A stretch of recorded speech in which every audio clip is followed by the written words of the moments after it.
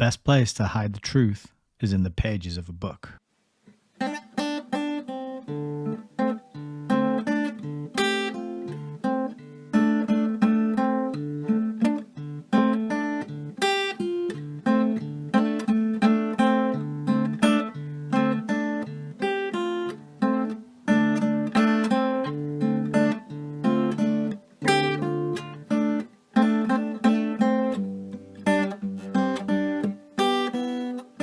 Maybe we should just read.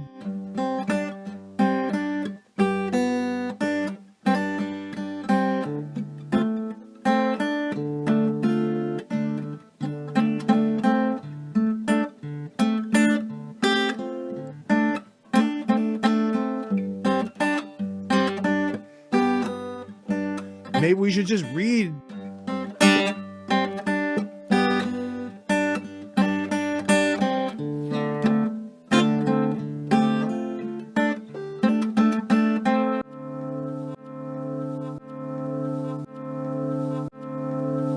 Welcome to Hayes Reviews. Hello and good evening. This is Nick, creator of Hayes Reviews. We're back for another live stream, live reading, and it is very lovely indeed to have you joining us tonight. Remember, if you're watching on the replay, and I forgot to say this for the last few videos, but I always pin a comment below the video with timestamps if you want to jump ahead to a particular section. Maybe you want to skip to the reading of the book, or a particular resource that we cover on the Preamble Ramble. There'll be a pinned comment there for you to do that. But for those of you tuning in live, it is lovely to have you here indeed. I am very glad that I am able to broadcast and talk to you from the comfort of my little room full of books here in the northwest of England on a very autumnal summer's day. Yeah, it's strange. All the leaves are starting to fall from the trees and they're changing color, which is unusual for this time of year. I thought we might get a little more warmth and sunshine, but no. In years past, I've had barbecues on my birthday, which is next month, and but it doesn't look like that's going to happen this year. It's starting to get chilly, overcast, cloudy, but, you know, it's probably all that global climate warming change, right? But it's lovely to have you here indeed. We've got Alan Watts, CTTM, Mindhack, Tammy, Lee, Timmy, and Frank all over on YouTube. And I hope you're all doing well tonight. We're going to be continuing with our reading of Between Two Ages by Zbigniew Brzezinski. And I've been told by a good friend of mine who is more learned and well-read than I am that there are some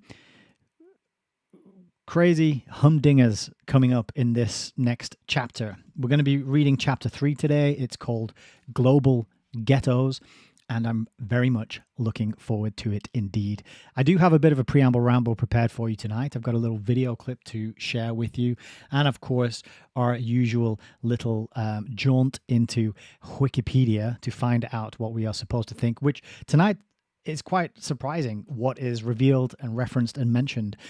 But what I've noticed in my use of Wikipedia for these little introductions to the videos is that when I go back to pages that I've looked at before, all the highlighting that I put on there previously is gone. And I think this is due to the text in the articles changing, and that because the text has been reset, the highlights that I've saved no longer apply or track to the text on the screen. So when I go back to a page that I've discussed previously on a live stream, what I find is hardly any of it is highlighted, and I always scratch my head, and I was wondering if that's the memory on my computer or the cookies or however that information is saved was failing. But I think it's because these articles get edited.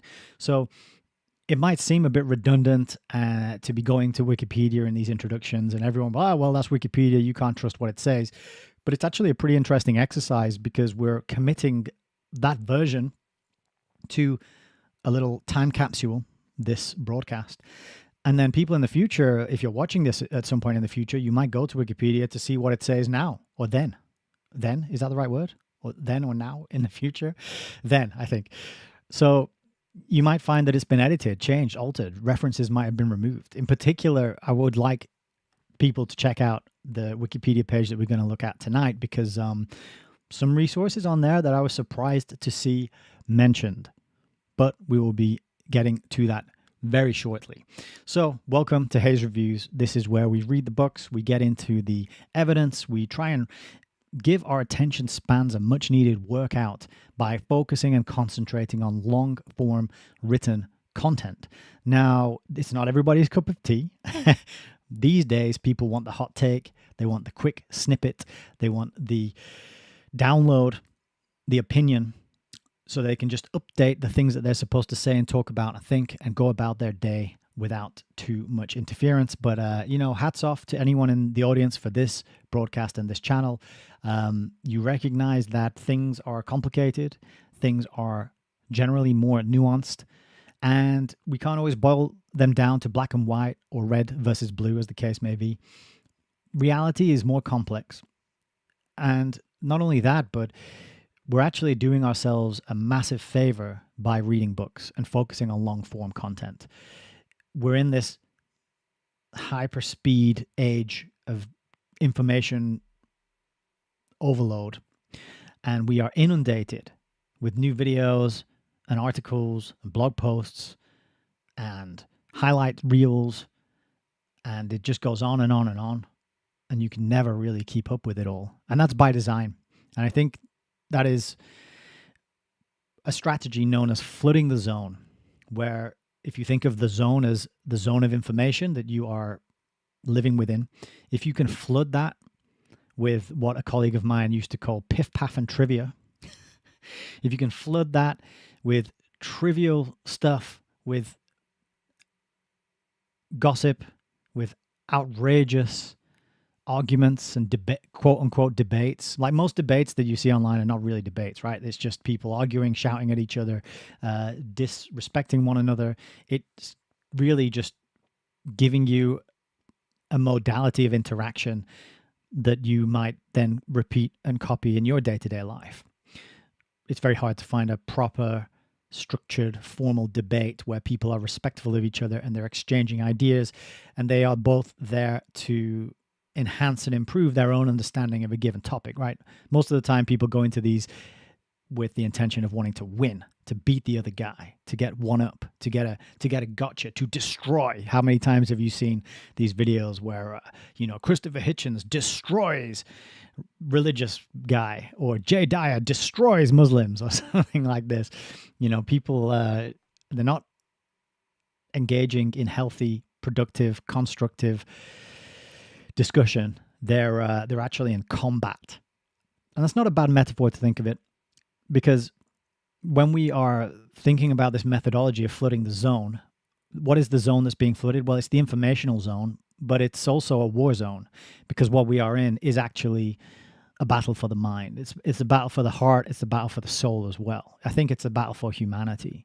And the information space, the internet, the avenues by which we consume and exchange information and ideas, this is really the new battleground. This is the new war zone. So maybe it is appropriate that people are out there destroying each other in YouTube debates, but maybe not. Maybe it would be better if the soldiers put their weapons down and realized that they had a lot more in common with each other, and actually they're having their strings pulled by a very tiny minority of people with immense power, knowledge, wealth, influence, control, and a plan to get more of that and consolidate it in their own hands for themselves and their demon spawn offspring, right?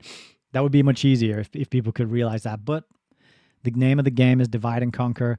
And so the zone is flooded. There is outrage put in there. There are tragedies. There is not a lot of hope, unfortunately.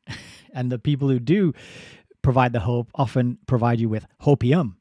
And it's hopium in the guise of buy my stuff. So they have a business model which is to drum up the fear and get you feeling insecure and scared and worried and anxious. And then once they've built up this fear inside you by terrifying you, they say, hey, if you buy my product, if you buy my little investing course, or if you buy my long-lasting food and use my affiliate link to get a discount on a water purification device, then you'll be in a better position. Now, I'm not poo-pooing any of those things. I think knowing how to be wise with your wealth makes sense. Drinking clean water, purifying it, getting rid of as much as you can, the things that are added to it is a good thing. And having a good store of food is probably a good thing as well. You never know when the supermarkets are going to have empty shelves. But my point is that a lot of people out there, they're giving you hopium. They have a business model. They drum up the fear. They make you scared. They make you anxious. They make you hate that guy over there or that group over there. And then they sell you something. And this isn't real hope, right? Real hope is harder to find. So we're in a zone. We're being inundated with information. And a lot of the time, it damages us to consume that information. It erodes our attention span. It spikes our adrenaline and our cortisol. So we become discombobulated. We struggle to focus. We struggle to think. We struggle to remember what is important in life. We struggle to put energy into discovering our own purpose, our own passions, our own unique creative gift that we have been born here to provide to reality. Okay, these higher, loftier, more meaningful pursuits are sidelined and neglected because we're frantic, we're stressed, we're overwhelmed. And those of us who are curious about understanding what is going on tend to fall into this trap. And so I don't want to put you in that place, even though we might be looking at some ridiculous, crazy stuff. It's not about being fearful. It's not about being terrified. It's really about securing some peace of mind that comes with knowing what is going on and learning more about the agenda that we've been born into, that we are living through. Our grandparents lived through it. Our parents lived through it. They were affected by it. They did their best. They are not to blame. But in this day and age, right now, in 2025, we are here and we have this unique opportunity to communicate with each other, to buy books and read them, to gather information and to increase and deepen our understanding of what is going on so that we can pass it on to other people. And for that, I think we should be grateful.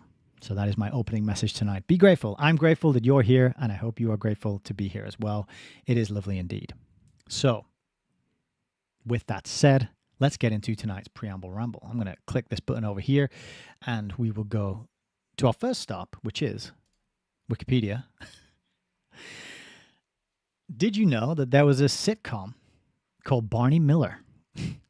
I didn't until about 2 days ago. And what has this got to do with Zbigniew, Brzezinski, and Between Two Ages? Well, I'm going to tell you because we're going to watch a clip from it in a minute. But just to give a bit of context, there's a sitcom.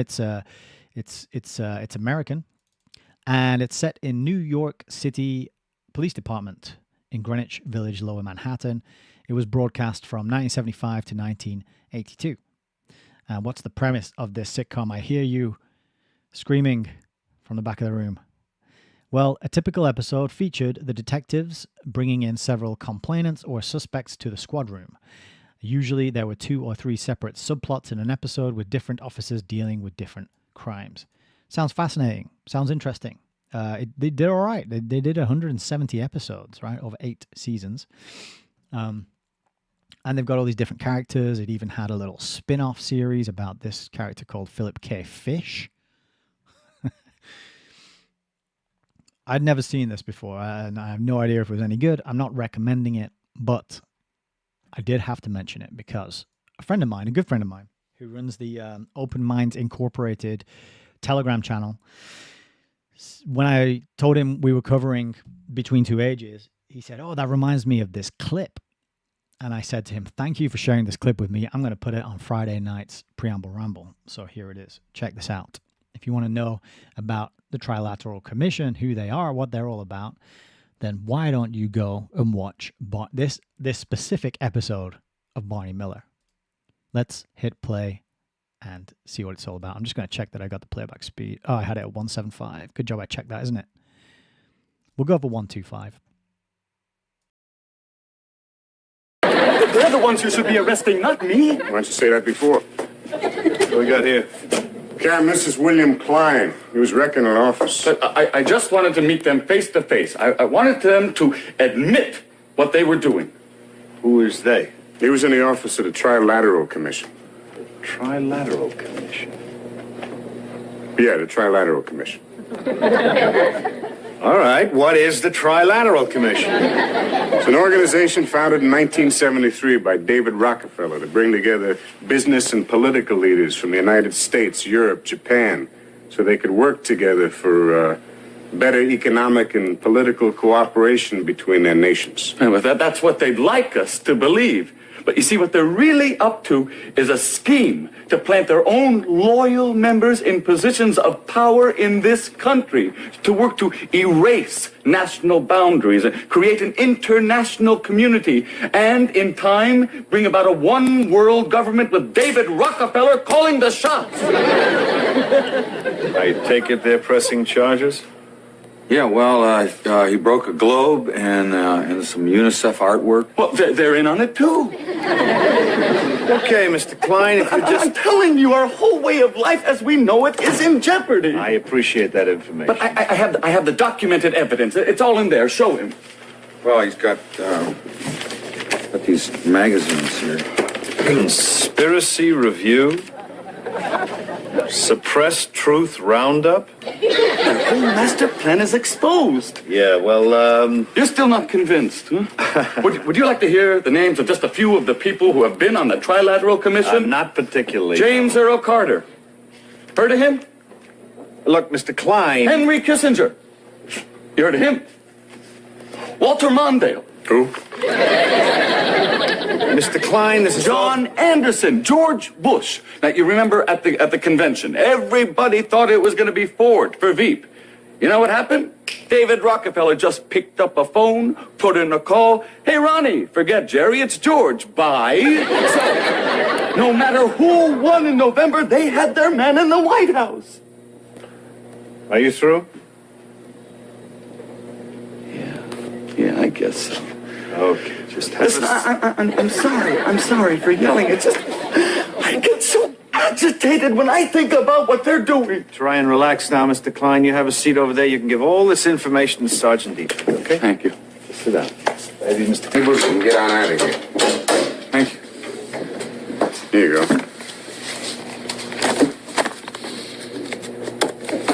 Okay, that's it. Thank you. Guess you think I'm just another crackpot, huh? No, I think you voiced some legitimate concerns. Really? Sure. Any large organization of powerful people, even if it's not conspiratorial, is open to excess and abuse. You know, you're the first person who's really understood what I'm talking about. Well, I think you got some very valid criticisms of the commission. Right. And I'm certainly going to bring them up at the next meeting. What? I'm a member. Oh, God, no! No hard feelings. What a clip. I thought that was such a fantastic clip. And yeah, very glad indeed to be reminded of that, because I had seen it before, but ages ago, and it totally just gone from my terrible memory. But what an amazing piece of, as Ken says in the chat, manipulation with the canned laughter. So this is what you're supposed to do if you hear anybody talking about these kind of things. Now, that clip was from 1981 or 82, something like that, early 80s. And the Trilateral Commission was founded in 1973, as we're going to look at in a moment. But what a clever way to introduce some truth and then train people with how they are supposed to react, laugh at it, dismiss it. Oh, he's got some magazines. Oh, here he is just naming people. But what I really loved about the clip was how the guy in the final part of it says, "Oh, I'm a member," showing you a little actual truth there about how our police corporations, because they're just corporations, aren't they? These policy enforcers, these policy officers, they're co-opted and taken over and involved as well. just like all our other institutions. But yeah, it's a fantastic clip.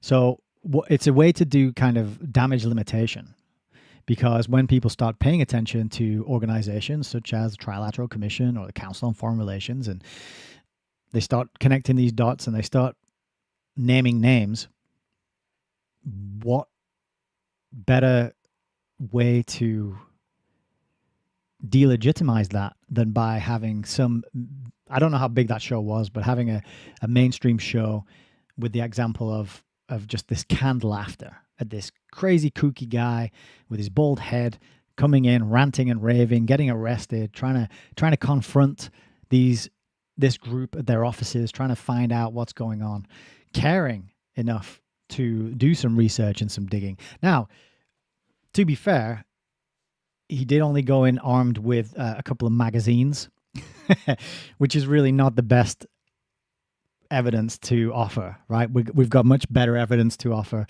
on tonight's show, for example, and even we've talked about it in a different, I think we talked about it in the first episode of this series, where we looked at David Rockefeller's memoirs and his famous quote about being a proud internationalist working against the interests of the people of the United States. Okay. He admitted that. He put his signature in the front of the book. I've got a signed copy. So they admit it in their own writings. That is the important takeaway here. Now, sure, you could buy the Conspiracy Weekly magazine. There's one in England called the Fortean Times, which is all about strange goings on and like semi-conspiracy, but also occult stuff. You could get these little glossy magazines, but they're put out for conspiratainment.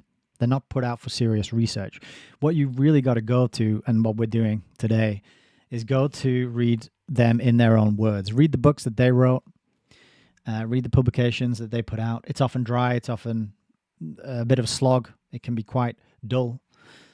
But when you unearth that little nugget, when you come across that little revelation, it is very much worth the effort, in my opinion. And those are the moments that I think we live for on this channel. So let's continue with tonight's Preamble Ramble. We've got the Wikipedia page for the Trilateral Commission.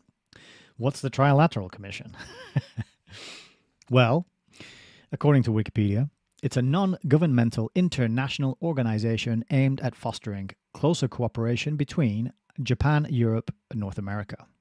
Founded in July 1973, principally by American banker and philanthropist David Rockefeller,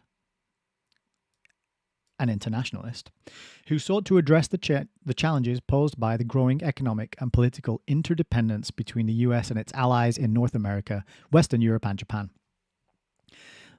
They make the growing economic and political interdependence, as I've said before, they make it out to be this organic, naturally occurring evolution of that is just an impersonal force is driving this interdependence.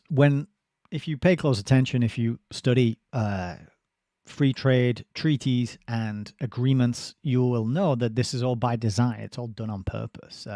Agreements were made to offshore all the production in countries where labor is cheap and human rights are not so existent, right? We lost all our production capacity here in the sort of Western rich nations, and thus we entered the post-industrial, post-productive era, and that era is what Zbigniew Brzezinski calls the technotronic era. So they leave that part out, that this growing economic and political interdependence is totally by design, right? But at least they admit that David Rockefeller is an internationalist. So continuing, it says, the leadership of the organization has since focused on returning to, quote, our roots as a group of countries sharing common values and a commitment to the rule of law, open economies and societies, and democratic principles. The important bit there, to my mind, is this open economies and societies. What does that mean? Open to who? Open economies, that just means other people can come in and buy things and invest and take the real wealth away from the people who live in that country. That's kind of how I read it. And then open societies means that anyone can come here and live here and be part of this society. And all you need to do is just arrive here by any means, preferably on a small boat, come in by sea. That way you don't have to provide any proof of who you are or any travel documents. And you can just be escorted directly to a hotel, given a mobile phone and a little prepaid card with some spending money on it. And, Bob's your uncle. Have a good time.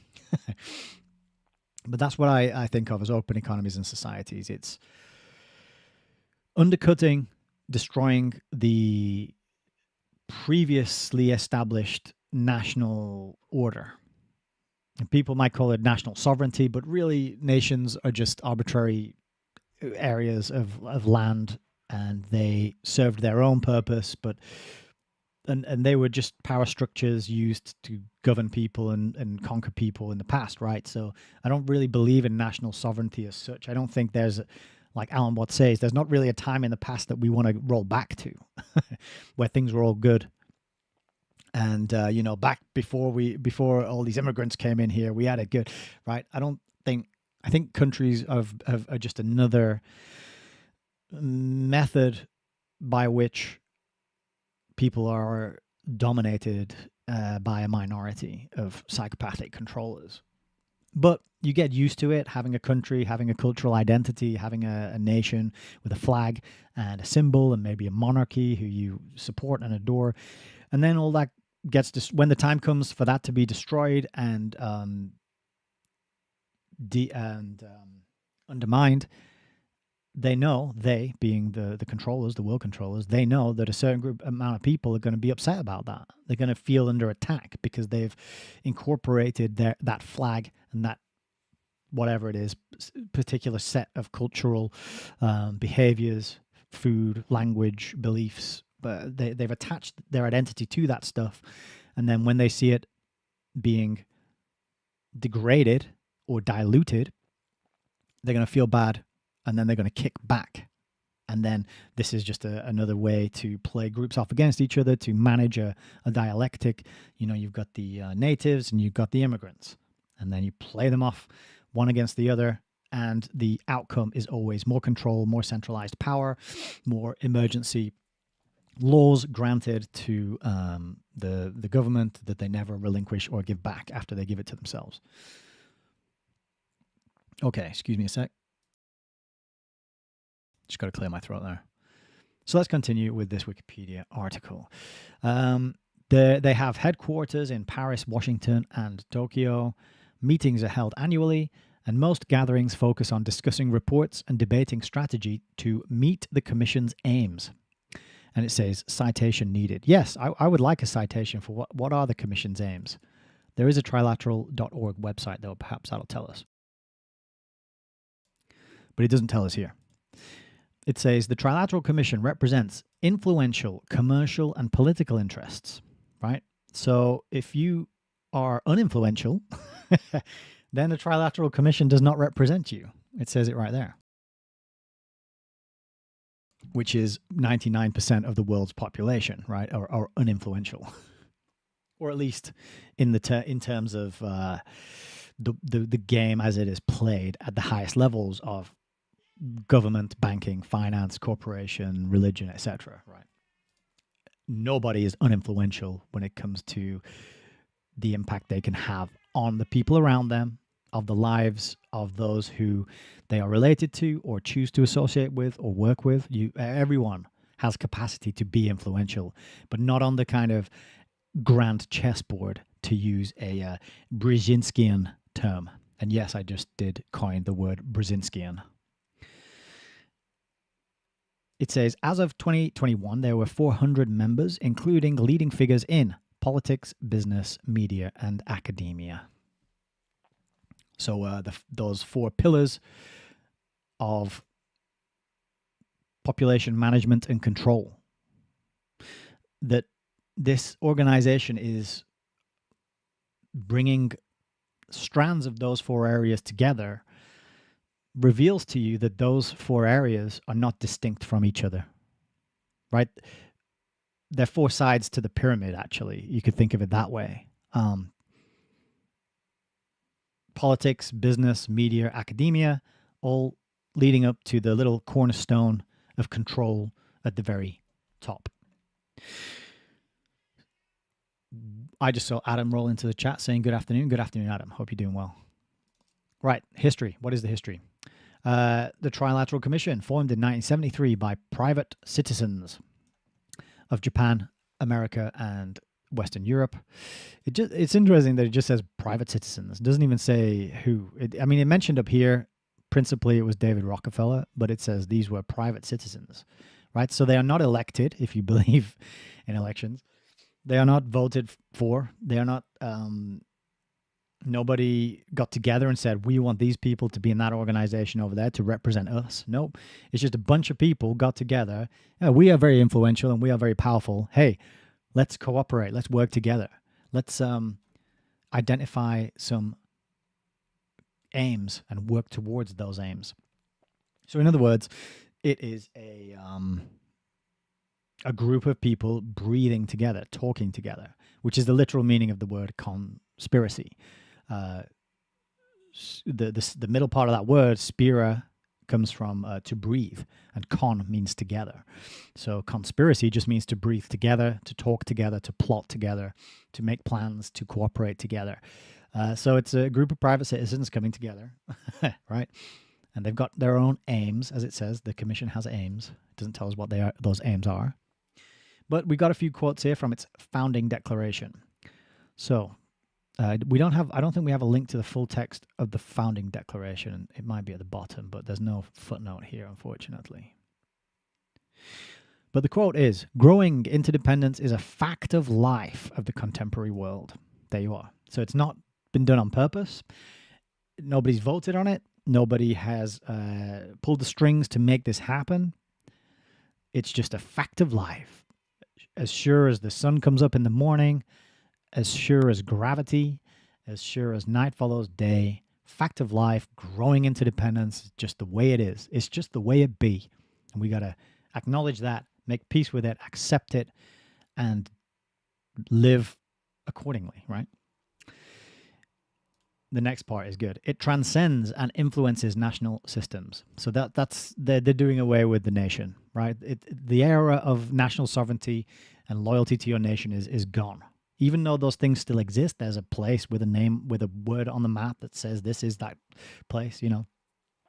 Really, when it comes to how the world actually operates, it's not nations competing and working against each other or making alliances and starting wars and all that kind of stuff like it used to be. We've got organizations and groups now that are bigger and transcendent when it comes to the nation states. It says, while it is important to develop greater cooperation among all the countries of the world, Japan, Western Europe, and North America bear a special responsibility. And the special responsibility, as we find out in this book, The First Global Revolution, and also in Between Two Ages, is the special responsibility is we have to deindustrialize, we have to run our economies into the ground, we have to stop consuming, stop burning fossil fuels, stop enjoying material consumption and comfort.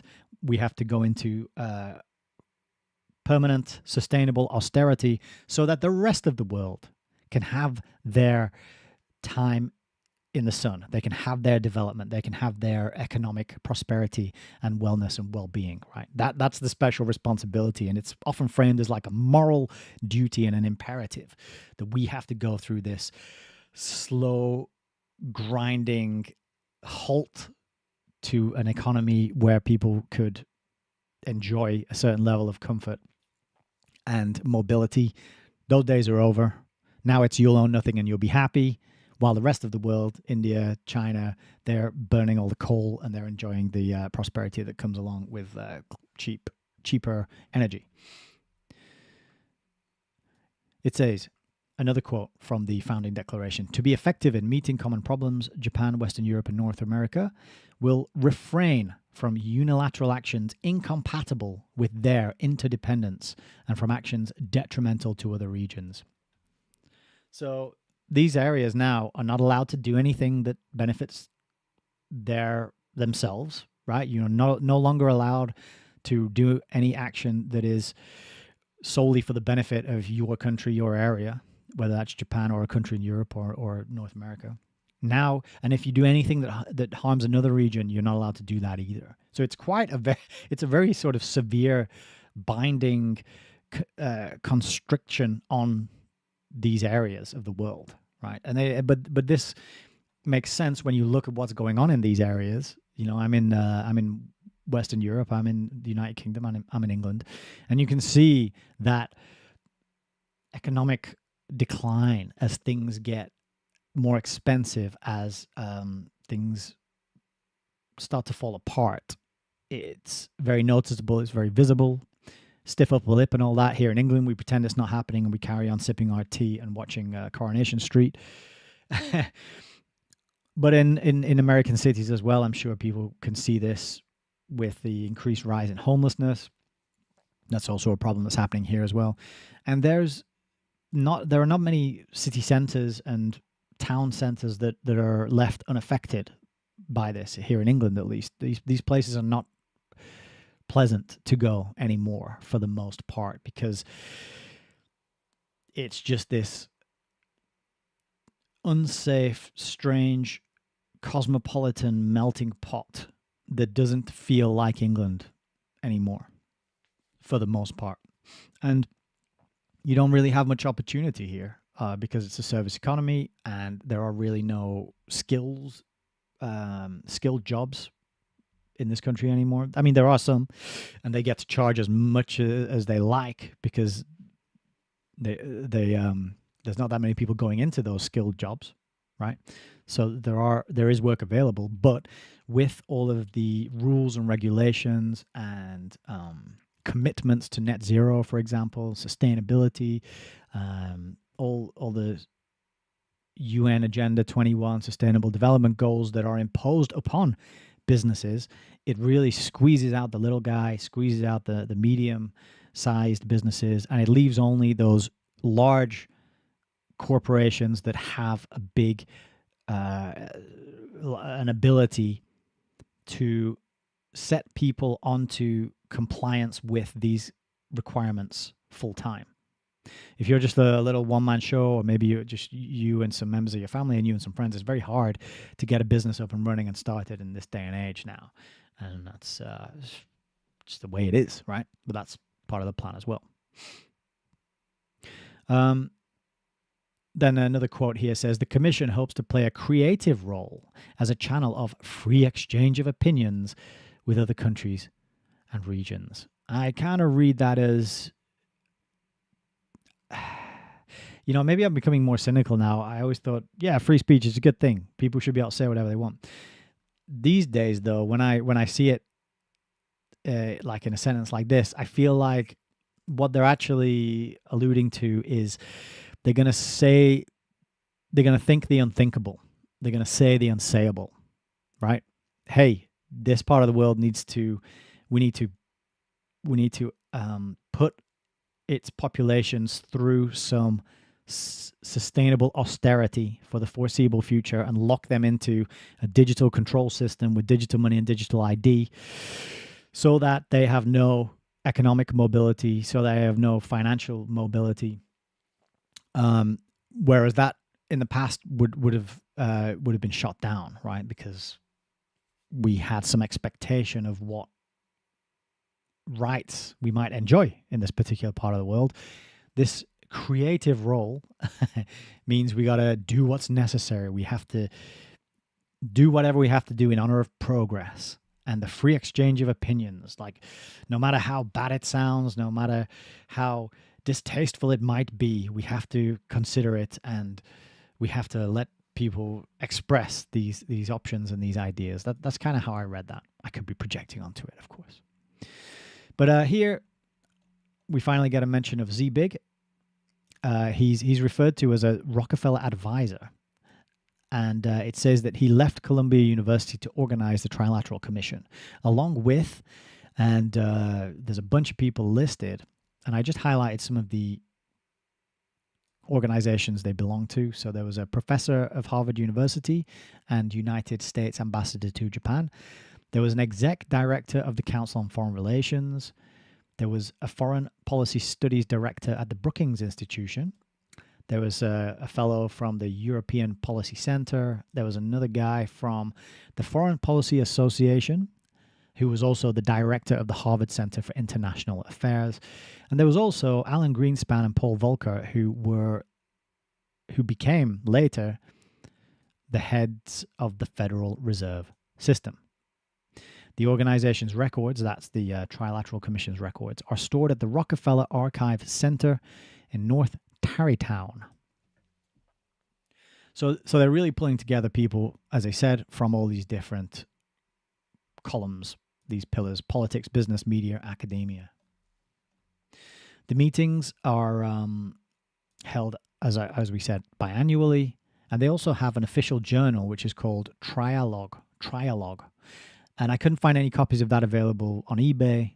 I didn't look much further. I didn't have much time. But there's an official journal called Trialogue out there. And I don't know, maybe we can download electronic copies perhaps. But it would be good to get our hands on some of those to see what they've been saying. There's a section here on membership. It says membership is divided into numbers proportionate to each of the think tank's 3 regional areas. And I just highlighted some of the countries which are represented at the Trilateral Commission. And it's Canada, Mexico, America, Germany, France, Italy, UK, Spain, Japan, South Korea, Australia, New Zealand, Indonesia, Malaysia, Philippines, Singapore, Thailand, China, Hong Kong, and Taiwan. So it is a large area of the world that people are being invited to join the Trilateral Commission from. And it tells us here as well, the current chairs are former U.S. Assistant Secretary of Defense for International Security Affairs, Joseph S. Nye Jr., and also former head of the European Central Bank, Jean-Claude Trichet, and Yasuchika Hasegawa, who's the chair of Takeda Pharmaceutical Company. So you've got the politics, you've got the banking, and you've got the pharmaceuticals. And just as a note on Joseph S. Nye, I recognized his name, and I thought, do you know what? I know that name, and it's because he wrote a book called Soft Power. Let me get the other camera up there so you can see that. Not that camera, this one. Soft Power. So he coined this term, soft power, to describe a nation's ability to attract and persuade.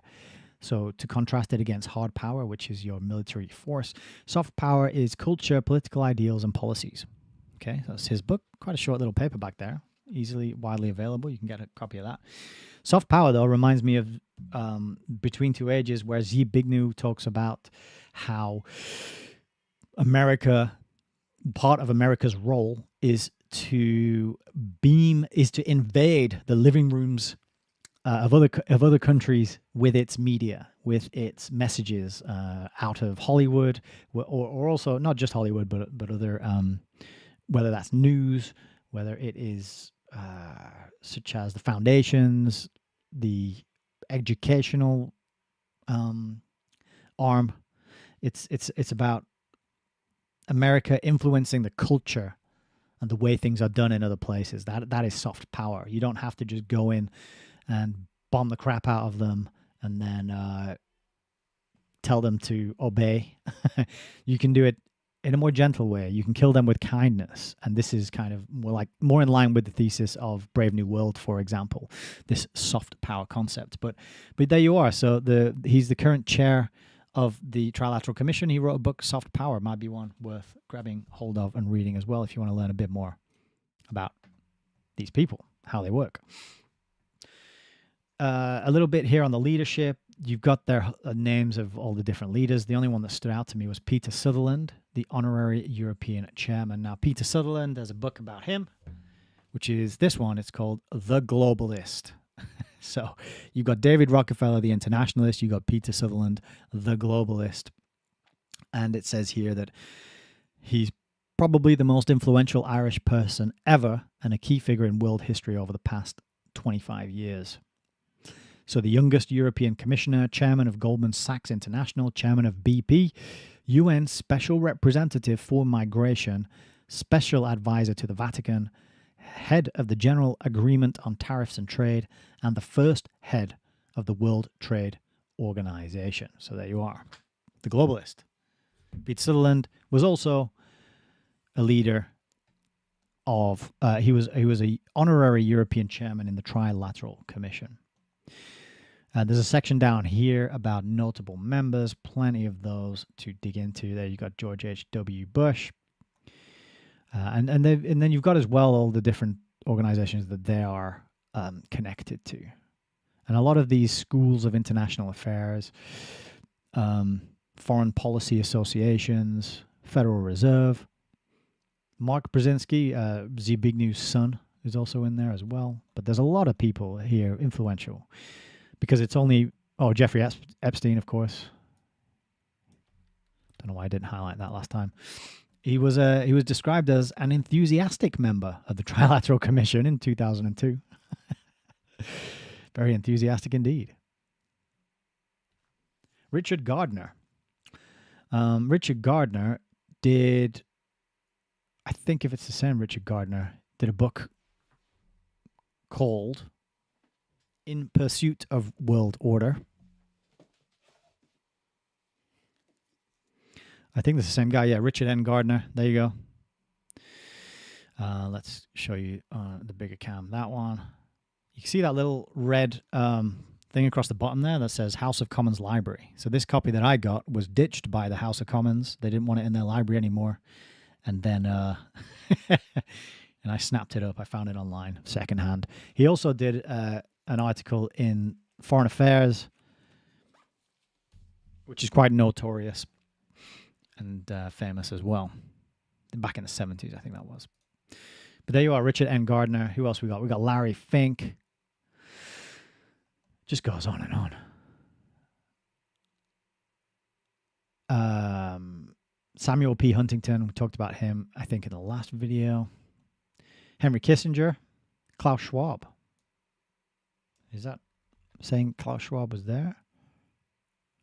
Oh, no, it's just saying that he was Klaus Schwab's mentor. There's a Rhodes Scholar in there, of course. It just goes on and on. I mean, any of these people would be worth looking into. And there's Keir Starmer, current glorious leader of the Untidy Kingdom. But down here, we got this section called Assessments. I quite like this bit. It says, social critic and academic Noam Chomsky has criticized the Trilateral Commission as undemocratic, pointing to its key publication, The Crisis of Democracy, which describes the strong popular interest in politics during the 70s as an excess of democracy. Democracy is wonderful. It's fantastic. We have to protect it. We have to keep it safe. It's the best system ever invented, but we can't have too much of it. We want just the right amount of it. He has cited the Crisis of Democracy as one of the most interesting and insightful books showing the modern democratic system not to really be a democracy at all, but controlled by elites who seek to keep the general public disengaged from genuine democratic participation by subtle and mostly non-violent methods, so that's your soft power, and to redefine democracy itself in operative terms that enshrine their own interests as a tiny privileged minority. So that's another book that might be worth grabbing, The Crisis of Democracy. It was republished. There you go, by New York University Press. Chomsky adds that as it was an internal discussion, they felt free to let their hair down and talk openly about the need for an increasingly active and defiant public to be reduced back to its proper state of apathy and obedience, lest it continue to use democratic means to deprive them of their power. This is from Chomsky's philosophy, Noam Chomsky, The Crisis of Democracy. So that's quite a damning indictment of the Trilateral Commission based on its own writings. Other critics accuse the Commission of promoting a global consensus among the international ruling classes in order to manage international affairs in the interest of the financial and industrial elites under the trilateral umbrella. This word consensus has come up before when we've been looking at some of these groups, these organizations, they do talk about establishing consensus or contributing to the consensus, right?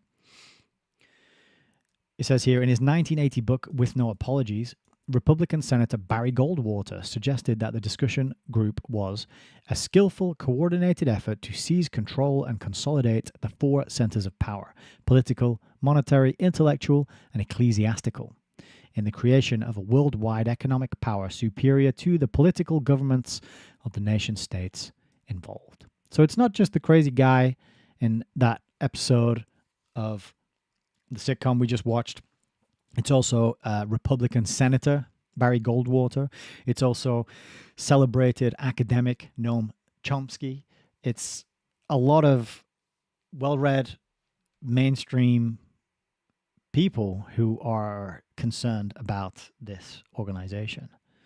And then this bit is fantastic, right? This is hypotheses involving the Trilateral Commission.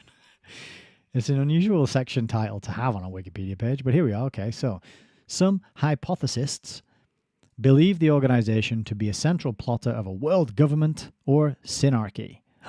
So, hypothesists. That's a new term. I haven't heard of that one before. You know, I've seen like pattern detectorists, conspiracy theorists, obviously, but hypothesists is what we're getting labeled as these at the moment. And it cites here Anthony Sutton, which this is actually fairly even-handed, I think. It says, economist Anthony C. Sutton was critical of the Trilateral Commission's goals and methods, characterizing them as a rich man's club. Yet he also wrote, the Trilateral Commission is not a conspiracy. Its membership list is completely public. It costs a postage stamp to get one. And he characterized the group as completely above ground in promoting their agenda. So what he's saying there is it's an open conspiracy. Okay? So all the conspiratainment out there that I mentioned in the very beginning of the broadcast, all that stuff which has you looking at all the various things and explanations and aspects of what's going on, you don't need to look at that stuff. You don't need to go down the rabbit hole. You just need to have a long attention span, a bit of patience, and to read the writings of organizations that exist and people who did exist and might have passed on now, who wrote books and left them behind for us to read and study from, learn from. Because the plans are revealed in all of these. It is an open conspiracy, to use H.G. Wells' term. Sutton also noted he had debated a high-ranking member of the group on a radio broadcast and concluded, quote, conspirators just don't appear on radio talk shows to debate their objectives. Unless you're an open conspirator. Because part of the success of this scheme that they're pulling and they're running is to get people's consent and agreement to go along with it, to be part of it, to repeat its propaganda and its messaging, to align themselves with its aims. As it said at the top of this, there are Trilateral Commission, it does have aims. We don't know what they are. There's no link here explaining them to us, but it does have its own aims.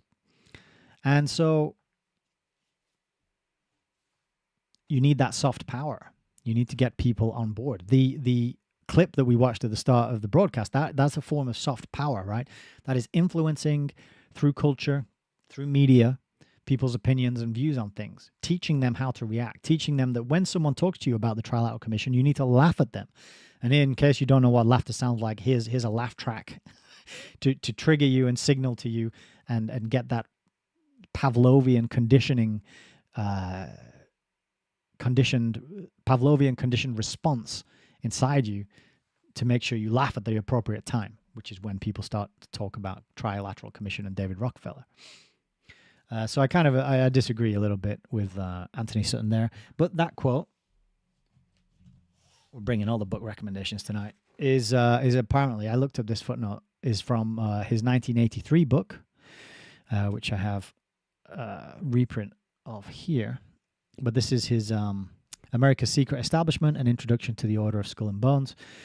Anthony C. Sutton. And there's a book that actually called Fleshing Out Skull and Bones that goes with this one. It's like twice as long, which I do not have. But it says notable bones families.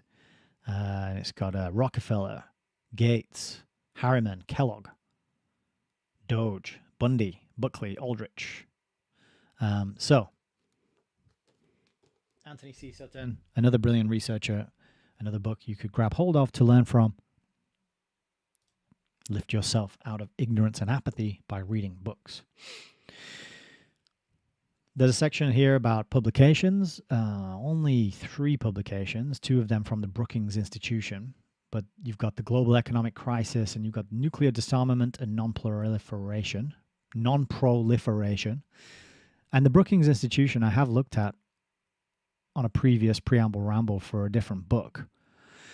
But that was one of the pages when I went to have a look at it that all my highlighting has disappeared from, curiously enough. And then also in the C also section down here, it mentions Bilderberg Group, it mentions World Economic Forum, it mentions Bohemian Grove and internationalism. So quite a lot of good information and leads and resources mentioned on this Wikipedia page, which is why I say if anyone's watching this in the future, it would be interesting to go back to this page after any updates have happened to see if these references are still there or if they've been scrubbed and removed. There's this whole like further reading section down here too.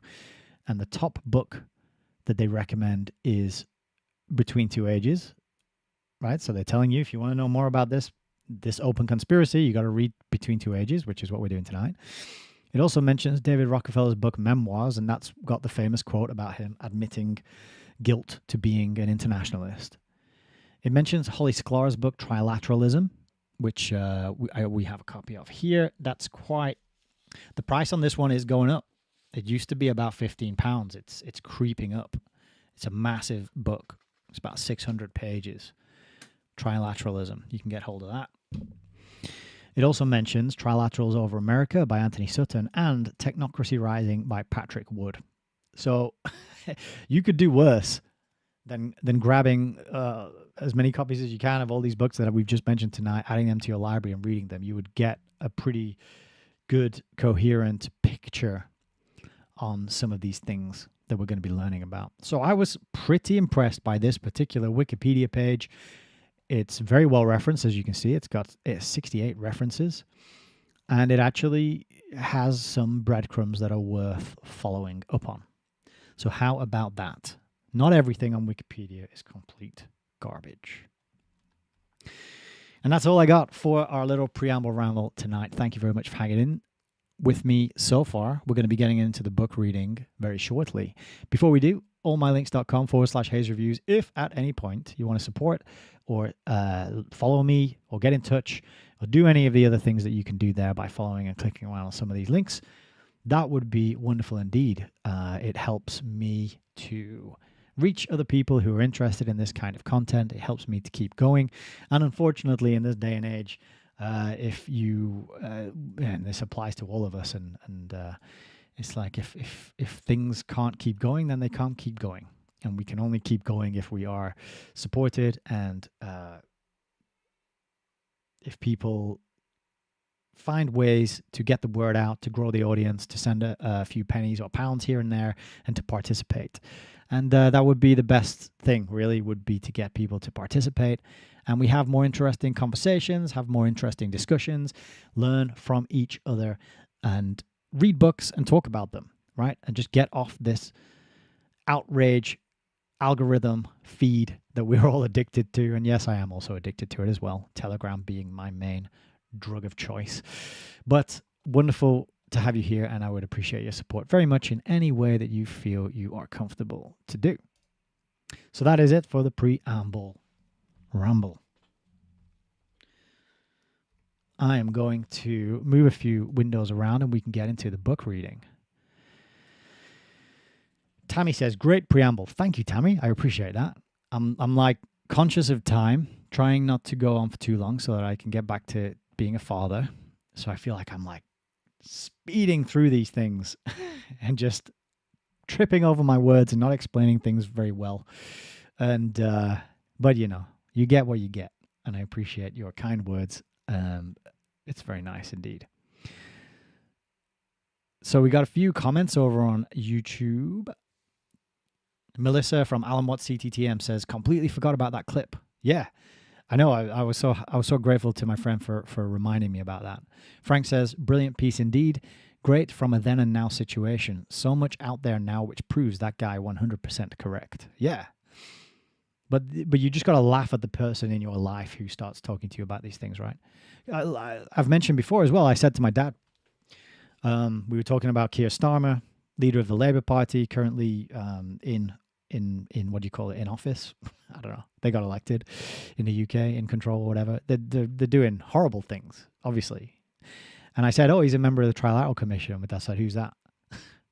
You know, like so what? That was the kind of the tone. Who's the Trilateral Commission?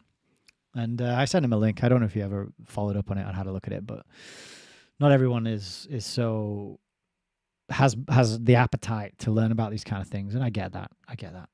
It's not easy going all the time. Lee says, a great way to twist the truth and turn it into comedy. Most people will then act the same way to fit in. Yeah, that's it. What I came up with on the stream last week was this pithy phrase, what's seen on the screens repeats on the streets, right? People will watch that clip. Some people, a certain number of people, which is why they put it out, right? They know that media will affect a certain number of people, and a certain number of people will watch that and go and then monkey see, monkey do. They'll copy it and emulate it, and in their own lives. So a certain number of people will watch that, and they will then laugh at anybody who tries to talk to them about internationalism, about globalism, about one world government, about the Rockefellers, about Trilateral Commission. It's brilliant, really. Ken Casey says, Game of Thrones made me realize the cops are like knights protecting those in charge, not us. Yeah, that's it. The police, they're there to protect the influential, wealthy people from us. That's exactly correct. Yeah. Mindhack says, these people write interesting sounding books. Yes. Oh, I should mention as well, the other book that I didn't show you was Senator Barry Goldwater's book, With No Apologies. And if you get that, and you can go to page something like 280. Yeah. 282. This is where he talks about the Trilateral Commission. And that's a senator, right? So if you believe in your democracy and your power of vote, your power to vote, then there's an elected representative discovering how things really work from inside the corridor of power, writing it down in a memoir that you can buy. And this one was $4. Yeah? I think I actually paid more than $4 for it. Let's have a look. I paid £16.35 for this book, and then £2.80 for shipping and handling costs. But now I have it. It's in my library. I can pick it up and read it. I can talk to people about it whenever I like. Some lucky person somewhere bought it for $4 back in the day before they sold it to me for £16. But that's not a bad increase, is it? That's like 200% increase or 300%. 300% markup. Yeah, I should get into the book trade business. I should start seeing what price I can get for some of these books. This one, First Global Revolution, would fetch a pretty penny. That's kind of pricey, that one. And I just left it up there on display to remind people that we're currently reading through that inside the book club. Every Wednesday night, we're having private live streams that are not available publicly, and we're going through the First Global Revolution. We're about halfway through it now. So if you're interested in getting in on those discussions and catching up on the replays, very interesting book. Very aligned with Zbigniew, the information that we're getting from Between Two Ages. And you can catch up on the replays by joining the book club. That's what I'm trying to say. Alrighty. I'm going to bring down the book cam. I'm going to have a sip. And then we're going to get into tonight's reading. I'm having a sip tonight. I've got some raw, organic, unhomogenized, unpasteurized milk.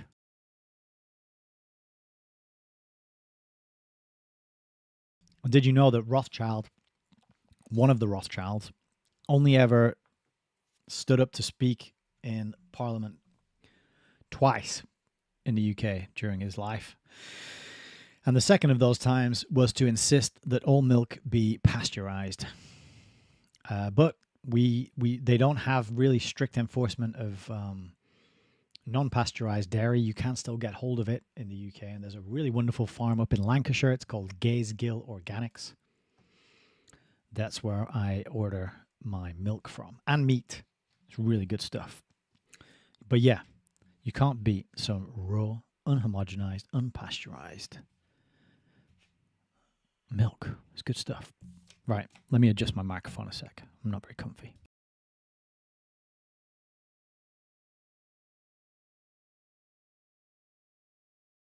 So,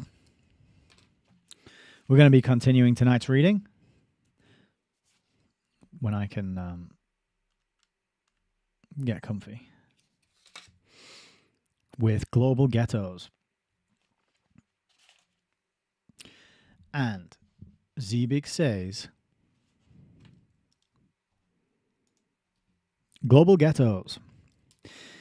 The third world is a victim of the technotronic revolution. Whether the less developed countries grow rapidly or slowly, or not at all, almost inevitably many of them will continue to be dominated by intensifying feelings of psychological deprivation. So this is playing into this, what he said earlier in the book about how, and what I said in the Preamble Ramble about how it's these Western, he calls them northern countries, but it's these northern, rich, developed countries who now have to go through deindustrialization because it's the third world that need to be helped and they need to catch up. So he's kind of going on that same riff. In a world electronically intermeshed, absolute or relative underdevelopment will be intolerable, especially as the more advanced countries begin to move beyond that industrial era into which the less developed countries have as yet to enter. It is thus no longer a matter of the revolution of rising expectations. The third world today confronts the spectre of insatiable aspirations. At one time in history, seemingly insoluble problems prompted fatalism because they were thought to be part of a universal condition.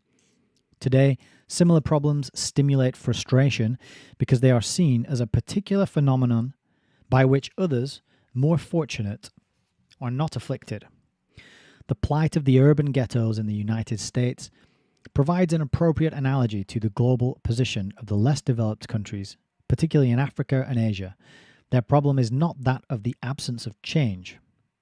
There's a footnote with a quote. The growth rate of these countries during the development decade has not reached the annual figure of 5%, which was set as the minimum target. Actually, the average rate for 54 countries, representing 87% of the population of the developing world as a whole, was only 4.5% per annum from 1960 to 1965. Among the 54 countries mentioned, there is a group of 18 with an average growth rate of 7.3% per annum, while the rate for 15 countries was scarcely 2.7% per annum. Between these two extremes, there were 21 countries whose average growth rate was 4.9%.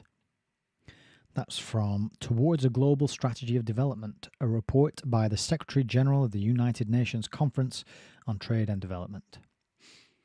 So continuing with the text here, in some cases it's not even that of insufficiently rapid change, because in recent years several underdeveloped countries have attained impressive and sustained rates of growth. South Korea, Taiwan, and Ghana, for example. Rather, their problem arises from an intensifying feeling of relative deprivation, of which they are made more acutely aware by the spread of education and communications. As a result, passive resignation may give way to active explosions of undirected anger. So these developing countries are going to be so upset and angry because they're getting educated, and they can look by way of their communications at what a wonderful, blessed life of material luxury we enjoy. It's going to make them angry. So the next section is prospects for change. It's extremely difficult to predict the economic and political development of the underdeveloped countries. Some of them, especially in Latin America, may make respectable progress and may, within the next 2 decades, reach the economic levels of the currently more advanced states. Islands of development may increasingly dot the maps of Asia and Africa, assuming that there is relative peace and political stability in the region as a whole. But the overall prognosis is not hopeful. Median projections for several of the more important underdeveloped countries point to a per capita annual gross national product in 1985 of $107 for Nigeria, $134 for Pakistan, $112 for Indonesia, $169 for India, $185 for China, $295 for the United Arab Republic, and $372 for Brazil. By way of contrast, the prospective per capita figure for 1985 for the United States is $6,510. For Japan, $3,080, and for the USSR, $2,660, and for Israel, $2,978. What is even more striking is that while the per capita GNP in the above advanced countries is likely to double during the years 1965 to 1985, for a single Nigerian, the per capita GNP will have increased by only $14. For a Pakistani by $43, for an Indonesian by $12, for an Indian by $70, for a Chinese by $88, for an Egyptian by $129, and for a Brazilian by $92 during the same 2 decades of development. That's all by design. That's all the people who control and run the banks. They get to decide. Because it's only a matter of injecting money, creating money and injecting it in, right? And then funding the people and the organizations and the education and the information and the media that you want. So I think he's not admitting that it's by design. That it is this way. But continuing, the threat of overpopulation to economic growth, indeed to existence itself, has been widely discussed in recent years. That threat, it should be added, involves a crucial social-political dimension. Overpopulation contributes to the breakup of land holdings and thereby further stratifies and complicates the rural class structure, widening disparities and intensifying class conflicts. Staggering problems of unemployment are also highly probable. According to the International Labour Organization, by 1980, the labour force of Asia's developing nations will have increased from 663 million to 938 million. During the same period, the number of new jobs in these countries will increase by only 142 million, according to projections of current growth rates. Of course, overpopulation is always the bogeyman. Even if it is assumed that the problem of overpopulation will be met by greater acceptance of birth control, the economic picture in terms of the per capita GNP for underdeveloped countries becomes only marginally brighter when it is compared with the figures projected for the more advanced societies. For example, in the unlikely event that by 1985 Indonesia's population will not have increased since 1965, its per capita GNP will be approximately $200 instead of the projected $112. Under similar circumstances, for Pakistan it will be $250 instead of the projected $134, and for the United Arab Republic almost $500 instead of $295. Since some population growth is unavoidable, the above figures actually represent unattainable levels, even though they are in themselves singularly unimpressive when compared with the figures for the more advanced portions of the world. To point to these figures is not to exclude the probability that progress will be made in some fields. It's probably true that the picture of the world in 1985, despite the large pockets of poverty that will still exist, is far from grim. Indeed, by 1985, mass starvation, mass homelessness, and the rampant spread of diseases that have historically decimated entire populations will be generally eliminated. Although the underdeveloped countries will still be comparatively poor, they will have greater and more immediate access to worldwide transportation and communication systems and to the provision of drugs, medical care, food, shelter, and clothing through international assistance in the event of disaster. The surplus commodity production of the United States will be an important element in the feeding of underprivileged nations. So that whole bit was a quote, but it's... I don't know what from, it doesn't say. One may assume that the appearance of greater international planning in terms of international commodity agreements, transport arrangements, health regulations, finance, and education will make for more orderly and deliberate approaches to the problems posed by backwardness, slow growth, and the widening disparity in standards of living. The increasing communications intimacy will permit instant responses to sudden emergencies and allow for continuous long-distance visual consultations by specialists. In the event of need, aid could be mobilized and ferried across the globe in no more time than is now needed to respond to an internal national calamity, or even an urban one. The agricultural revolution in Asia is already challenging the recently fashionable predictions of mass hunger and starvation. Mass educational campaigns and the introduction of new cereals and fertilizers have prompted an impressive upsurge in productivity. Within the next few years, Pakistan, the Philippines, and Turkey may become grain exporting states. Thailand and Burma already have. The cumulative effect of such successes may well be to bolster the confidence of national leaders in their ability to handle other seemingly insoluble problems. It may also strengthen the faith in modern technology and its potential for improving the well-being of their people. Yes, you got to strengthen the faith in scientific solutions and modern technological solutions as provided for us by way of companies such as what's it called? Monsanto, right?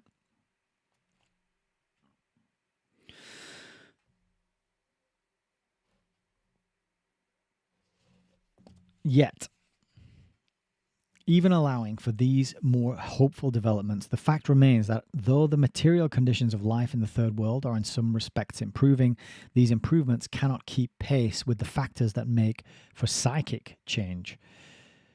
The basic revolutionary change is being brought about by education and communications. That change, necessary and desirable to stimulate an attitude receptive to innovation, for example, the acceptance by peasants of fertilizers, also prompts an intense awareness of inadequacy and backwardness. So it's out with the old and in with the new. All the knowledge that they have about farming, about living off the land, about the ecosystems in the place where they live, that is inadequate, that is backwards. What they need is the new education, the new communications being sent out there by the foundations and the charities and these organizations which go out and soft power, in other words, right? Yeah, Celine Lyon says education equals indoctrination. And Ken says they talk about us like we are stray cats, which is likely how they think of us. Yeah, or they talk... Stray cats are... I think we're more like livestock, more like a herd of sheep. And it's about how do they manage us in such a way that they can maintain their lifestyles and stop us from overrunning the farm and taking it over like Animal Farm in Orwell's allegory, right? But yeah, I agree with Celine Lyon, who says this is the language of psychopaths. That must be why I'm finding it pretty hard to read and comment on, because it is yeah. But there you go. The peasants need to be educated in order to accept the fertilizers that we're going to sell them that are GMO and You know, it's that kind of attitude, isn't it? That no respect or care given for their existing ways of life, for their existing cultures, religious practices, beliefs, etc. Because really what they're all after is consolidation of systems that they control and the doling out of the products that they control and they get to sell, and making as many customers for themselves and their businesses and their friends' businesses as possible. But continuing. In this regard, a comparison of the contemporary socio-economic transformation of the Third World with that of Russia at about the turn of the century is revealing. In Russia, the Industrial Revolution outpaced mass education. Literacy followed rather than preceded material change. There's a footnote here as well. Between 1887 and 1904, Russian coal mining output rose by 400%, from 5 million to 21.5 million tons, and iron smelting by 500%. Between 1861 and 1870, 5,833 miles of railway were constructed, and between 1891 and 1900, 13,920 miles. So a lot of stats and figures here about these growth rates in productivity. I won't read through all of that because it's a lot of numbers. The revolutionary movements, particularly the Marxist one, strove to close the gap by politically educating and hence radicalizing the masses. Today in the Third World, a subjective revolution is preceding change in the objective environment and creating a state of unrest, uneasiness, anger, anguish, and outrage. Indeed, it has been observed that, quote, the faster the enlightenment of the population, the more frequent the overthrow of government. There's a footnote for that as well, which is a quote from Samuel P. Huntington. For 66 nations, for example, the correlation between the proportion of children in primary schools and the frequency of revolution was minus 0.84. In contrast, for 70 nations, the correlation between the rate of change in primary enrollment and political instability was positive 0.61. So that's quite curious, isn't it? So this is why they've got to mandate that people go through education, quote unquote education, but it's not really education. It's not real enlightenment. You're not actually going to get to learn anything about reality. You're going to get to learn a lot of piff, paff, and trivia, to use my colleague's phrase. A lot of trivial, disconnected information that really doesn't serve you and doesn't help you understand reality and how it works, and certainly doesn't help you understand how power is amassed and where it is truly held and how it is exercised in order to keep people enslaved. You got to figure that out on your own. So continuing, this gap between awakening mass consciousness and material reality appears to be widening. In the years 1958 to 1965, the income per capita of an Indian rose from $64 to $86, and that of an Indonesian from $81 to $85. The income of an Algerian declined from $236 to $195. The percentage of the economically active population in fields other than agriculture grew substantially only in Algeria. Housing, physicians per 1,000 inhabitants, and personal consumption did not show significant advances for the major backward areas. In some, they even showed a decrease. Yeah, you're right. It is psychopathic, isn't it? Because it's just stats. It's just figures. It's just this cold data analysis. And what he's talking about here is entire nations full of human beings, their well-being, their ability to get food, to live in peace, to live their lives the way they want to. And he's really talking about them as though they are bacteria being grown in a petri dish. And I've said before that I kind of think of countries as petri dishes. I haven't said that before, but I'm just saying that now is a good metaphor. Each country is just an experiment. It is subject to those who set the rules and the law, those who print the money and dish it out, those who set the curriculums in the schools. They are running a little experiment in each place to see what is the most efficient way to run and manage the population in that place, using those 4 sides of the pyramid. I mean, there's more, but the politics, the education, the media, the religion, the finance, right? These are all columns which are tweaked and fine-tuned and altered. And I think each country is best seen, and maybe each region, now that these countries have been kind of superseded by these regional blocks, is best seen as an experiment. He's kind of talking about them like they're experiments. And some are successful and some aren't successful. And the success is measured in terms of economic growth, not in terms of well-being, not in terms of health, not in terms of happiness, peace. It's in terms of productivity. How productive can we make our little herd of humans? Excuse me a second, I'm going to have a sip.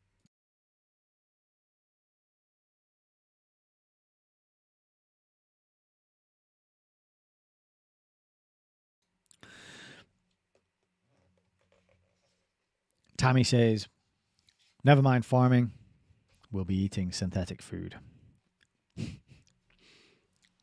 They definitely will try to get us eating the lab-grown fake food, but the fake meat has not done very well in the supermarkets. They've rolled it out. They started putting it next to the real meat here in the UK supermarkets, which really, like, I don't. Whoever came up with that idea was not a marketing genius. Let's stick it next to the real meat. Put the fake version next to the real version. But it didn't do well, and it disappeared very quickly. So there's not many of it. There's not much of it about now that I can remember seeing. So I think all these Beyond Meat type companies have not done very well, despite all the propaganda and the programming, the mind control, the browbeating, the moral grandstanding. People are like, no, we'll take the real meat, thank you very much, because we recognize that it's much healthier for us and the planet. And I'm not talking about factory farmed real meat. I'm talking about regeneratively farmed, responsibly farmed meat, such as you might get from the same company that I bought my organic raw milk from. I think I'll flash that up for you. No, you can't see it. It's actually called Gaze Gill Organics, but there's my organic raw milk from Emma's Dairy. It's good stuff. But yeah, if you get regeneratively farmed meat, it's better for the planet because it helps sequester carbon in the topsoil, and it allows topsoil to rejuvenate the waste that is created by ruminant grass grazing animals. Helps to improve topsoil quality, and that means it can absorb more carbon and it can absorb more water. And so when it rains, it doesn't run off and fill our rivers and cause flooding, right? So they're a really key part of a healthy and a sustainably managed environment. But all these people harping on about environmentalism and sustainable austerity, etc., they're never going to tell you that.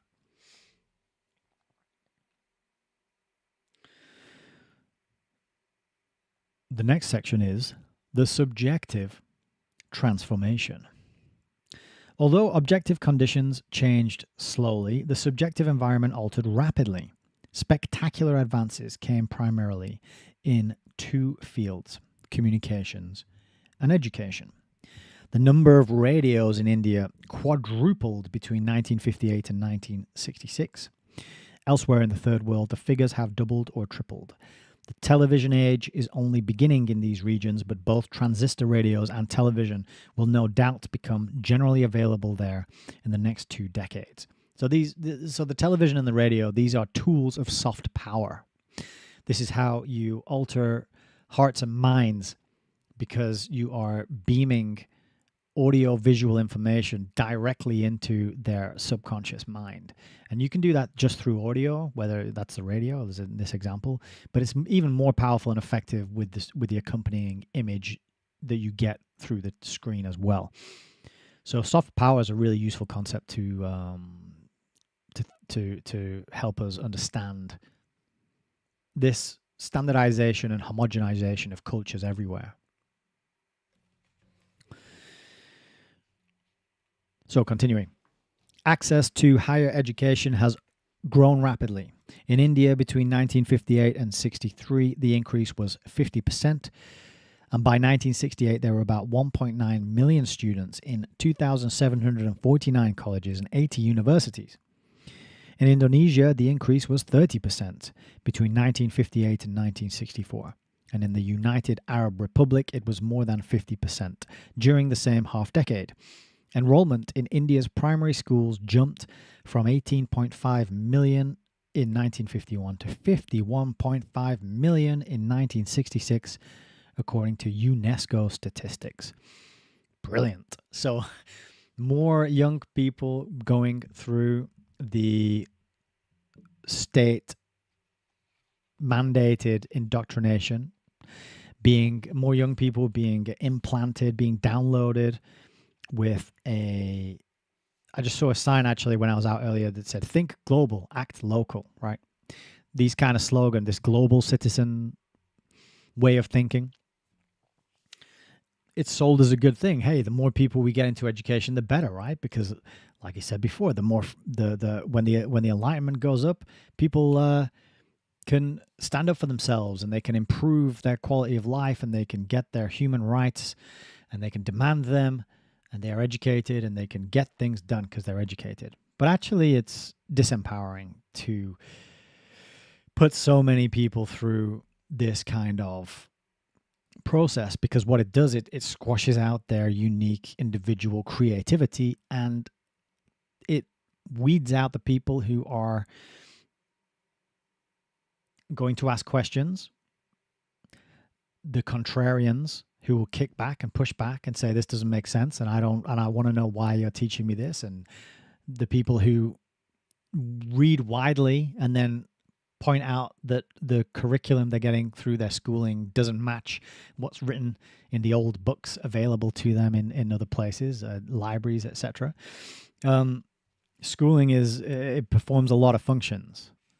Education, quote unquote education, really should be called schooling, but of course, it's sold as a big boon. Oh, we got so many more people into our indoctrination centers. And of course, to him and his friends, that is going to be a good thing, right? So continuing, increased access to education gives rise to its own specific problems. On the one hand, access to advanced training, particularly of a technical nature, is too limited to sustain extensive and intensive modernization. The third world is still woefully backward in intermediate technical education. On the other hand, the capacity of many of the less developed countries to absorb trained personnel is inadequate. The result is a class of dissatisfied college graduates, composed especially of those from the legal and liberal arts faculties, who are unable to obtain gainful employment compatible with their expanded expectations. And this is sort of a similar thing that's happened here in the UK. I was overhearing a conversation. Two young girls recently graduated from university, can't get a job relevant to what they studied at university. And that's because now education is just a business. Put people through it, give them all manner of ridiculous subjects that are irrelevant and aren't needed in the modern world. Not to mention the manipulation of the job market, the difficulty with which people start businesses and can have their own little operation. It really just it's this like manufacturing of the useless class, the useless eaters, right? It's been done by design. You can see it's been done by design because still so many young people are pushed through this education system, and they come out of it 21, 22 years old, massive amounts of debt, no life skills. They've spent a lot of the time just partying and drinking and having sex and watching TV and enjoying their student discounts.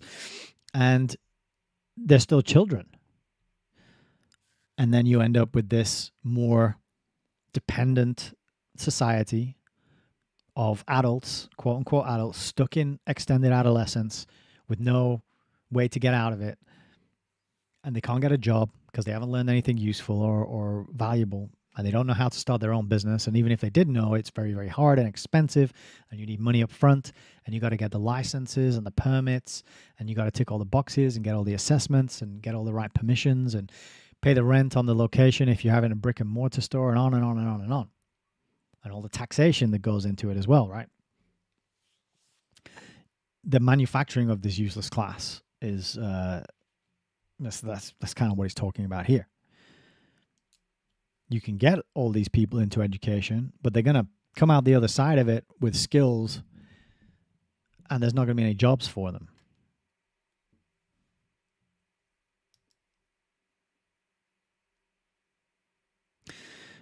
Continuing.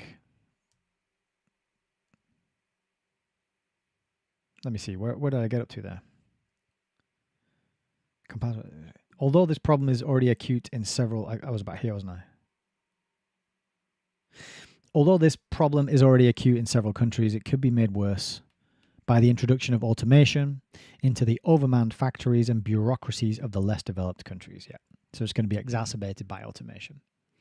It's amazing that that what's coming has been known for a long time, right? And it's almost been designed to maximize the amount of stress and suffering and pain and distress among the most amount of people, particularly in the area of the world that he's focusing on, where we have this moral imperative to go through deindustrialization and an economic downturn that is permanent.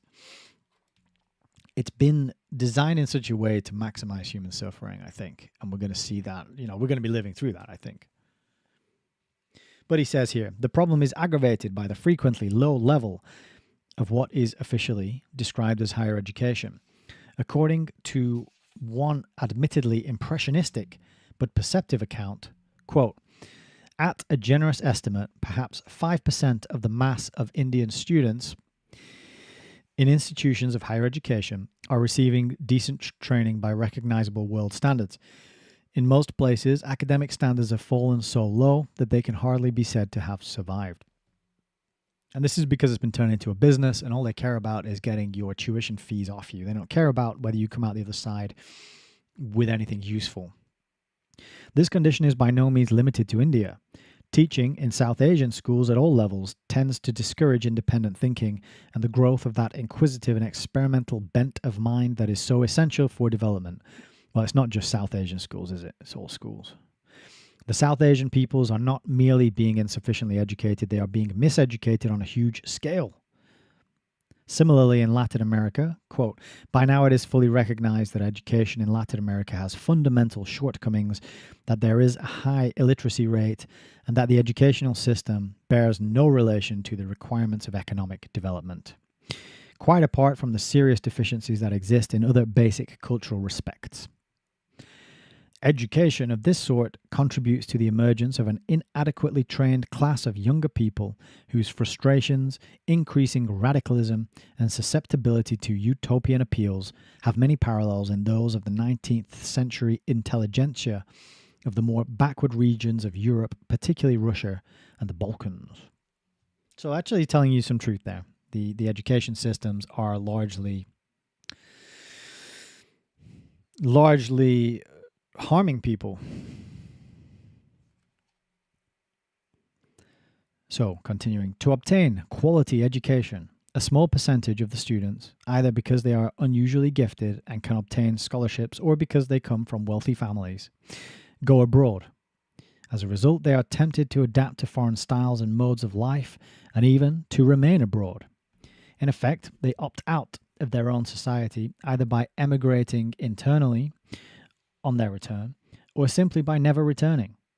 In 1967, for example, 26% of the Chinese students studying sciences and engineering in the United States chose not to return to Taiwan. For India, the percentage was 21. And for Korea and Pakistan, it was 15 and 13, respectively. It's a staggering fact that the underdeveloped countries supplied almost exactly one half of the total number of engineers, scientists, and medical personnel who emigrated to the United States in the year ending June 1967.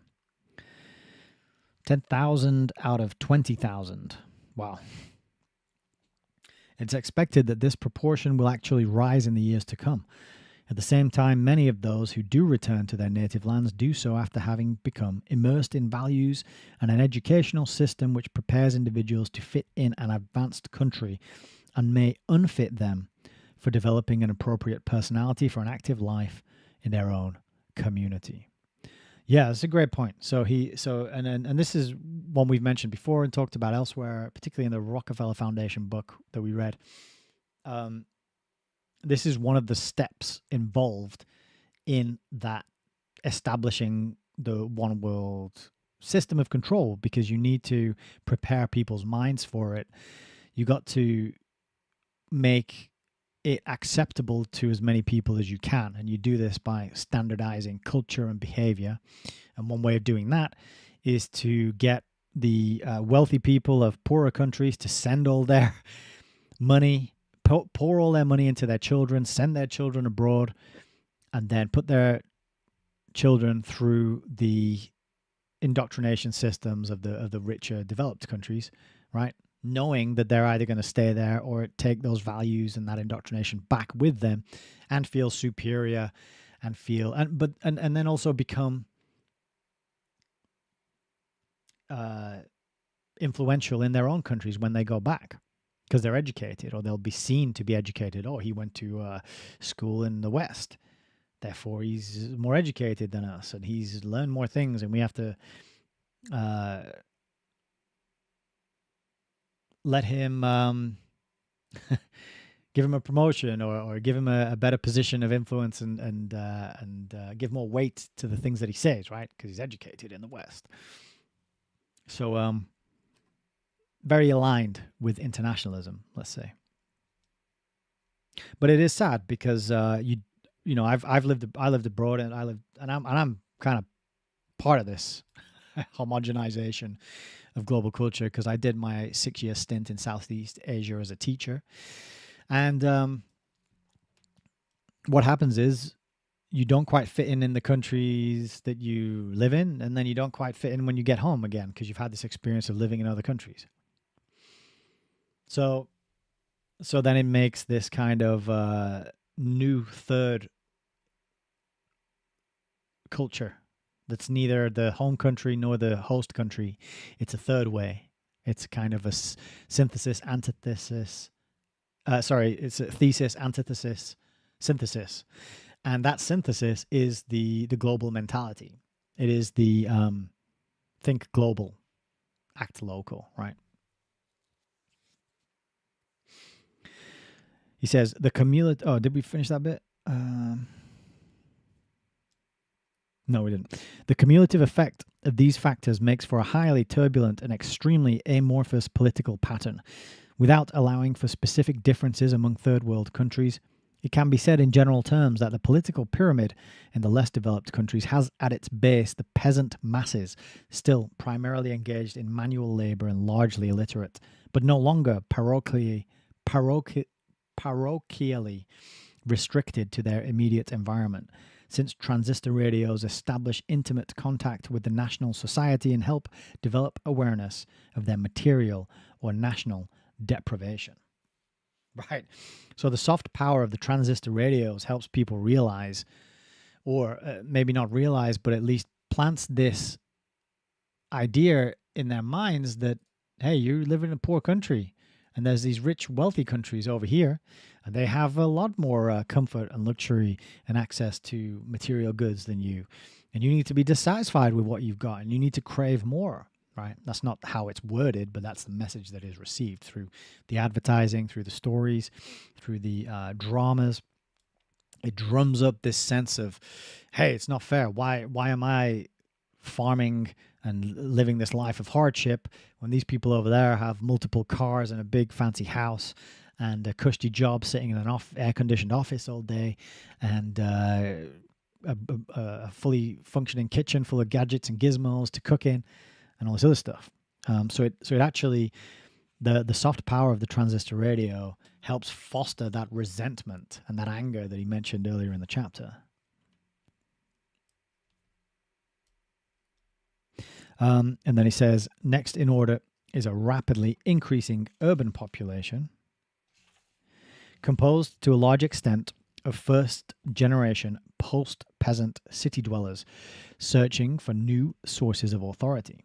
Then comes a pseudo-intelligentsia, which accounts for roughly 2 to 3% of the population, is composed of relatively young people who during the last decade have acquired some formal advanced education, often of very poor professional quality, and who, because they live badly and feel that society does not offer them the opportunity to which they are entitled, are highly susceptible to militant xenophobic causes. At the top of the pyramid is a relatively well-educated but narrow-gauged elite class, struggling to achieve stability and progress, such as Iran, or sometimes to delay or prevent reforms, such as Latin American countries, some Latin American countries. Because, as a Brazilian scholar put it, they, quote, want it that way. In order to maintain their privileges, they are dependent on the perpetuation of the status quo. These privileges are either those of property or, more frequently in the case of the new nations, of bureaucratic position. So he's giving you a real lowdown there on the on the pyramid structure and how it works. Ken Casey says, Jay Dyer says they are selling Americanism. Yeah, and Americanism itself is a product of Edward Bernazian type marketing and PR spin and propaganda, isn't it? The American dream.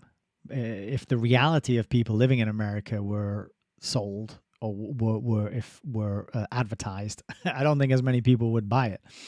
But instead, you've got, like I've said before, these TV shows that show incredible wealth and luxury, people doing menial jobs and living in huge houses or expensive places in desired cities. And it's a very unrealistic depiction of what life is really like. But that's a good way to put it, Ken. I appreciate that. Americanism, that's what's being broadcast through the television, through the radio, and it's a form of soft power.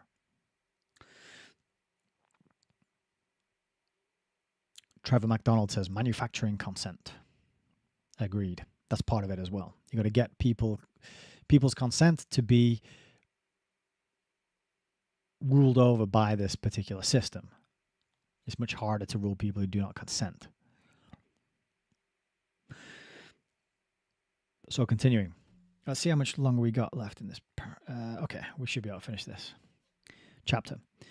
So the ghettos of the global city have, accordingly, some parallels to the racial slums of the United States. In American cities, the problem is not the absence of development or change. It stems from the perception by the poor that even rapid change will not change much for many in the near future, and from their growing realization that those who are richer are themselves becoming morally uneasy over the material gap. This combination of factors creates a sense of acute deprivation that results in intensified political hostility toward the outside world. The mobilization of that hostility in the United States was made possible by the increase in the number of Black Americans receiving higher education and therefore capable of providing, on a socially significant scale, the energizing leadership for the expression of hitherto suppressed grievances. Another factor was the rapid growth in the number of Black Americans living in cities, and therefore released from the lethargy of traditional white-dominated rural existence and brought into direct contact with the white community, which, although essentially conservative, has become increasingly ambivalent in its values. Excuse me. Good evening, David James Flood. How are you doing? Welcome. Within this context, continuing, attempts at reform contributed to further tension and friction, prompting some in the dominant community to adopt a reactionary posture against change, and others, especially among the deprived, to argue that no change was meaningful within the framework of the existing system. So part of what he's describing here is this moving of people off the land and into the cities. And the cities, it has to be remembered, are artificial environments. They are not conducive to the well-being of the humans who live in them. Cities tend to be oppressive in their architecture. They tend to lead to more crime. People don't know each other. You can be anonymous. You can rip people off and then you could disappear into the crowds. They tend to be expensive.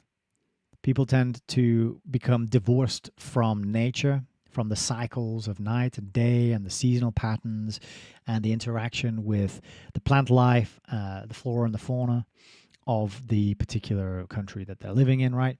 Cities are, I've often heard that cities are, I think Alan Watt has said, Masons refer to cities as beehives. And I've said many times that the main symbol of the city where I live is the bee, and you can see it all over the place. And there's a yellow and black theme on all the public transport.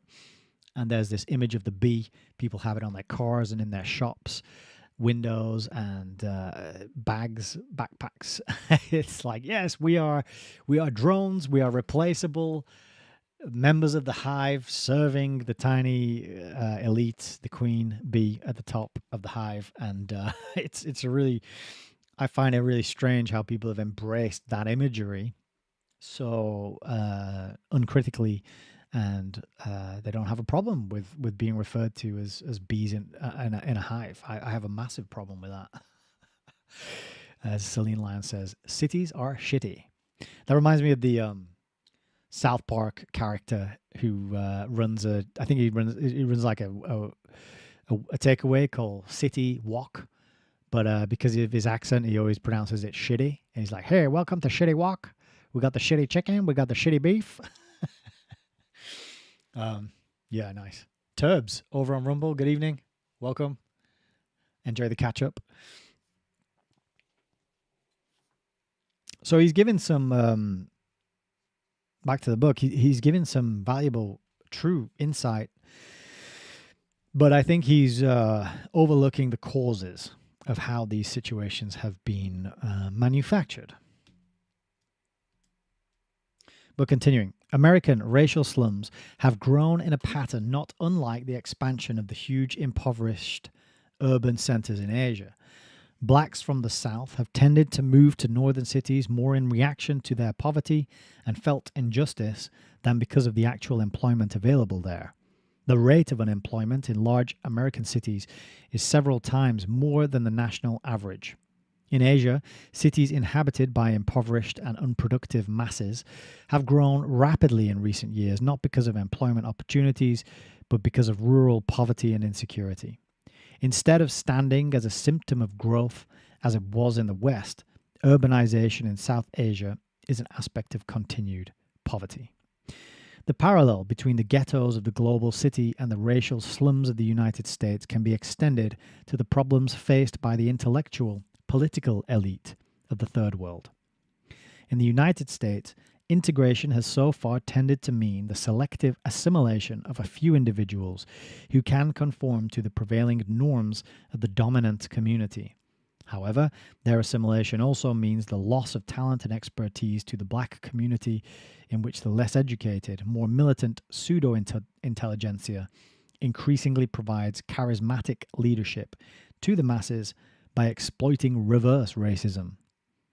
In like manner, the established social elites of the Third World have tended to emulate the lifestyles of the more advanced world and to emigrate into it either directly or vicariously.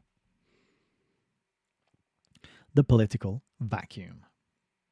The resulting vacuum is filled by an indigenous pseudo-intelligentsia whose views are influenced by doctrines advocated by Frantz Fanon, Regis Debray, Che Guevara, and others. 19th century European Marxism, originally addressed to an urban proletariat only recently divorced from rural life, is romantically adapted to the conditions of industrially backward 20th century global ghettos.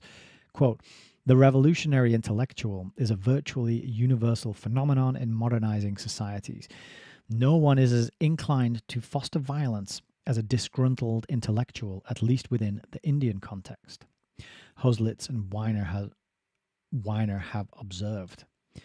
Quote, "It is these persons who compose the cadres of the less responsible political parties who make up the narrower entourage of demagogues and who become leaders of millenarian and messianic movements, all of which may, when the opportunity is ripe, threaten political stability."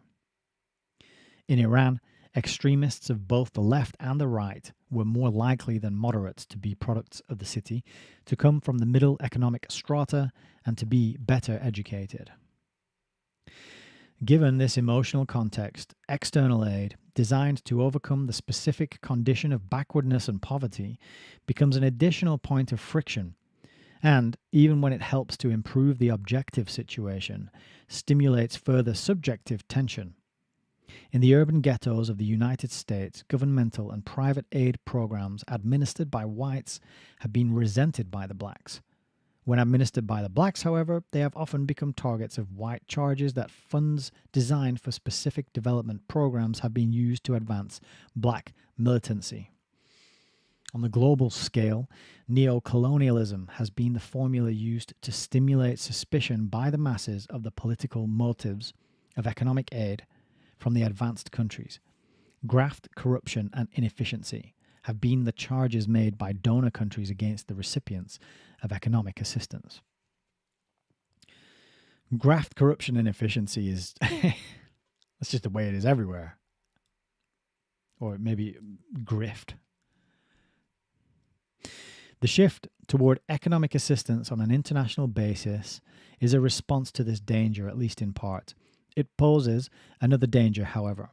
Aid can at best be only a partial response to a condition that has profoundly psychological as well as material roots.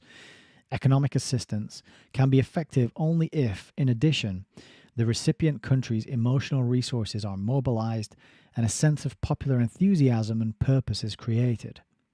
This requires native leadership that knows both how to stir the masses and how to utilize foreign aid intelligently. Such leadership is rare. Where it does exist, it frequently tends to be unresponsive to foreign interests and advice, and thus stimulates foreign resentment. The difficulties faced by the United States in dealing with Nasser or Ayub Khan, who were not only promoting but also responding to the emotionalism of their own masses, are cases in point. Moreover, even if those in authority are determined to promote social change, they are faced with the intractable fact that their reality can be changed only very gradually, while popular mobilization on behalf of change can be attained only by stimulating mass enthusiasm and emotion. The rulers thus confront a dilemma. To admit the reality of the slowness of change is to deprive themselves of the support of the masses and to yield the political initiative to radical demagogues. To mobilize the masses on behalf of unattainable goals is to court an eventual explosion, unless that mobilization becomes a vehicle for subordinating the masses to centralized bureaucratic control of the sort that communist leaders provide most effectively. Furthermore, to obtain the support of the propertied and more educated groups, the reform planners often have to tread most warily in order not to disrupt the traditional social order.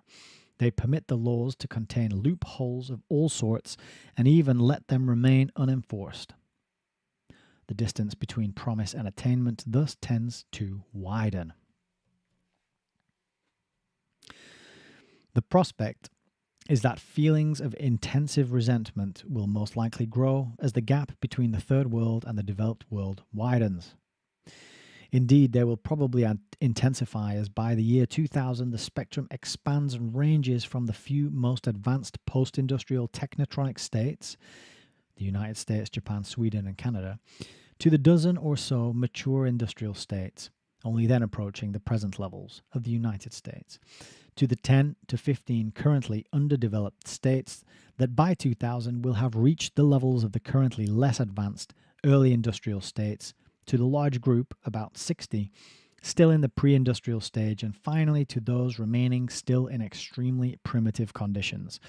The third and fourth groups, those containing the majority of the world's population and experiencing at best only partially effective progress, will in all likelihood be the centers of volatile political activity, resentment, tension, and extremism. In that context, it is difficult to conceive how democratic institutions derived largely from Western experience, but typically only of the more stable and wealthy Western nations, will endure in a country like India, or how they will develop elsewhere. Much will depend on the pace of economic development itself, and in this respect the omens are far from favourable. The likely consequence is sporadic turbulence in individual countries and a turn toward personal dictatorships. The latter will be based on more internally oriented, though socially radical, unifying doctrines in the hope that the combination of xenophobia and charisma may provide the minimum stability necessary for imposing social economic modernization from above. As in the case of urban ghettos in the United States, this may make for a tenser relationship with the more prosperous and advanced world.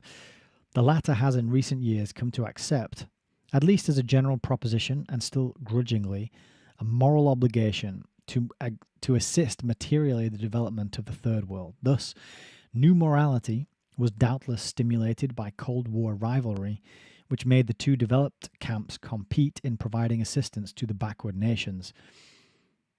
It wasn't really a competition to develop. It wasn't really a competition to provide assistance, was it? It was about influence. It was about control of resources. It was about getting people aligned, getting their favor, getting their alignment with your own agenda and your own organization. I think it's funny to say that there was this competition to provide assistance, like as though there wasn't some sort of return to be made on that investment, to be gained from that investment, right? Melissa from Alamot CTTM says, FYI, paragraph beginning to admit the reality of the slowness of change is one that Alan marked and highlighted. So that was back on page 50 here. Thank you for that. I appreciate it. I was a bit slow to pick up on that comment, though, so I've moved on way past it now. Yeah, so you've got Russia and you've got America just competing to provide assistance to backward nations. It is far from certain that these feelings of conscience will persist if the Cold War wanes. They certainly will not if East-West rivalry is replaced by intensifying North-South animosity. The peoples of the developed world may well take refuge in the self-serving argument that the irrational fanaticism of the leaders of the global ghettos precludes cooperation. Such a negative posture will ensure both the further widening of the gulf and a more bitter split among mankind, which is for the first time beginning to live in subjective intimacy. And that's the end of the chapter. Global ghettos, indeed. So it's kind of the macro reflecting the micro. That's the main point of this chapter, is sort of saying that just as with the ghettos in America, we've got the same thing, but now on the global stage as well. And we'll go back to that chapter that Alan Watt highlighted. And this is admitting the reality of the slowness of change, and how the masses can be subordinated to centralized bureaucratic control of the sort that communist leaders provide most effectively.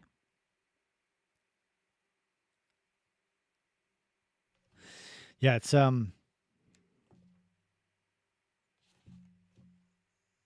he does give a real sweeping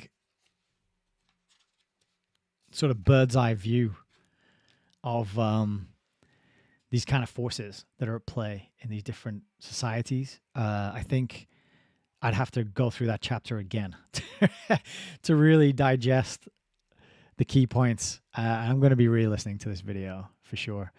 I hope you enjoyed that reading.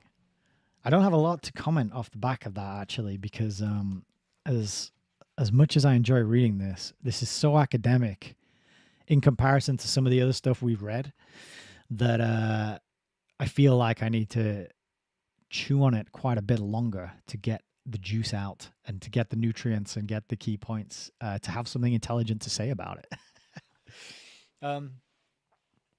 But I think one of the good key takeaways is this concept of soft power. Joseph Nye's book. Which I'll put that up for people again. Might be another one to have a look at some point on the channel. Yeah, I think this last chapter, he doesn't ever admit that the way things are is manufactured and it is by design. But what he's kind of telling us is that we're going to see the same thing globally. And he's pointing at the example in one country, the ghettos in America. And he's saying, this is going to happen. And it's kind of an as above, so below. You can see that the way it's panning out in America is going to be a sort of pattern for how it's going to play out on a global, more international scale. He's focusing a lot as well on this like he ends that with, what did he say, the new, what do they call it, the subjective intimacy, right? We've lived through this amazing transformation where suddenly more and more people in the world are aware of all the other places. And now we have access to all this news and all this goings on everywhere. And now we have the development of this resentment, this competitiveness, this ability to up and leave and go somewhere else. I mean, that's kind of, it's always been the case. But as Alan reminds us, in the past, people were moved deliberately. It was a policy to get a bunch of people out of a particular land and into another place. This is how Australia was populated, for example, or the removal of all the clans from the Highlands in Scotland. And just in the same way that you'll move around a herd of ruminant animals to graze in one field and then in another and then in another, and that is how you can keep the soil and the land healthy by controlling where they graze and which area of land they will inhabit for a certain amount of time. I feel like the same thing is being done to us, to the masses at the bottom of the pyramid, as he described it, the peasants at the bottom of the pyramid there. I think you can see that things are put into place to undermine and destabilize and dissolve those national loyalties, whether that is, like I mentioned, I went to live and teach English in Southeast Asia, and that was a program where I was flown out. I was given a salary, I was given free accommodation, and I was given a year contract to teach in a school. And I'm like, why would you not take that? It was such a good deal. And when I went out there, I was given, we were all the teachers who went out were put through like an induction and a welcome week-long session. And there were people from all different countries, European countries, Canada, America, Australia, South Africa, all these different nationalities. And we were all just sent to all these different schools in South Korea, middle schools, high schools, kindergarten schools, one teacher in every single school. And at the time, I thought, this is such a great opportunity, and I'm glad I did it. It was a life-changing experience. But now I'm seeing it more as this soft power. It's more of a soft power flex. One, it gets all of us who went on that journey to be sort of disconnected now from our home countries. So we're more indoctrinated into that internationalist way of viewing the world and seeing the interlinking of different places and seeing the some of the arbitrary, silly things about our culture that we came from, and then also having an impact and an influence on the young people in this new culture who are going to grow up more westernized, more influenced by that soft power that they get through their media and their music, right? So I was part of that. I was like a tool in that in that effort. So it allows us to put a new lens on these kinds of programs. There's another one that Japan has one called JET, the JET program, and it just stands for Japan English Teaching or something like that. Same deal. They'll fly you out there, give you a cushy job, place to live, nice salary, and it's a bit harder in Japan because they got such a crazy work ethic over there, but South Korea is not that far behind, really. So another interesting chapter, and I think it's giving me more pulls to reflect on my own journey, my own experiences, and what kind of machinations I've been part of, and perhaps hopefully I didn't cause too much damage when I was over there spreading the Western way, talking about the Beatles and the Queen and fish and chips and umbrellas and top hats and all that kind of good stuff. Well, it was a lot of fun. I enjoyed it very much. Let's have a look at some comments. I will wrap up the video. I'm just going to have a quick sip of my delicious milk.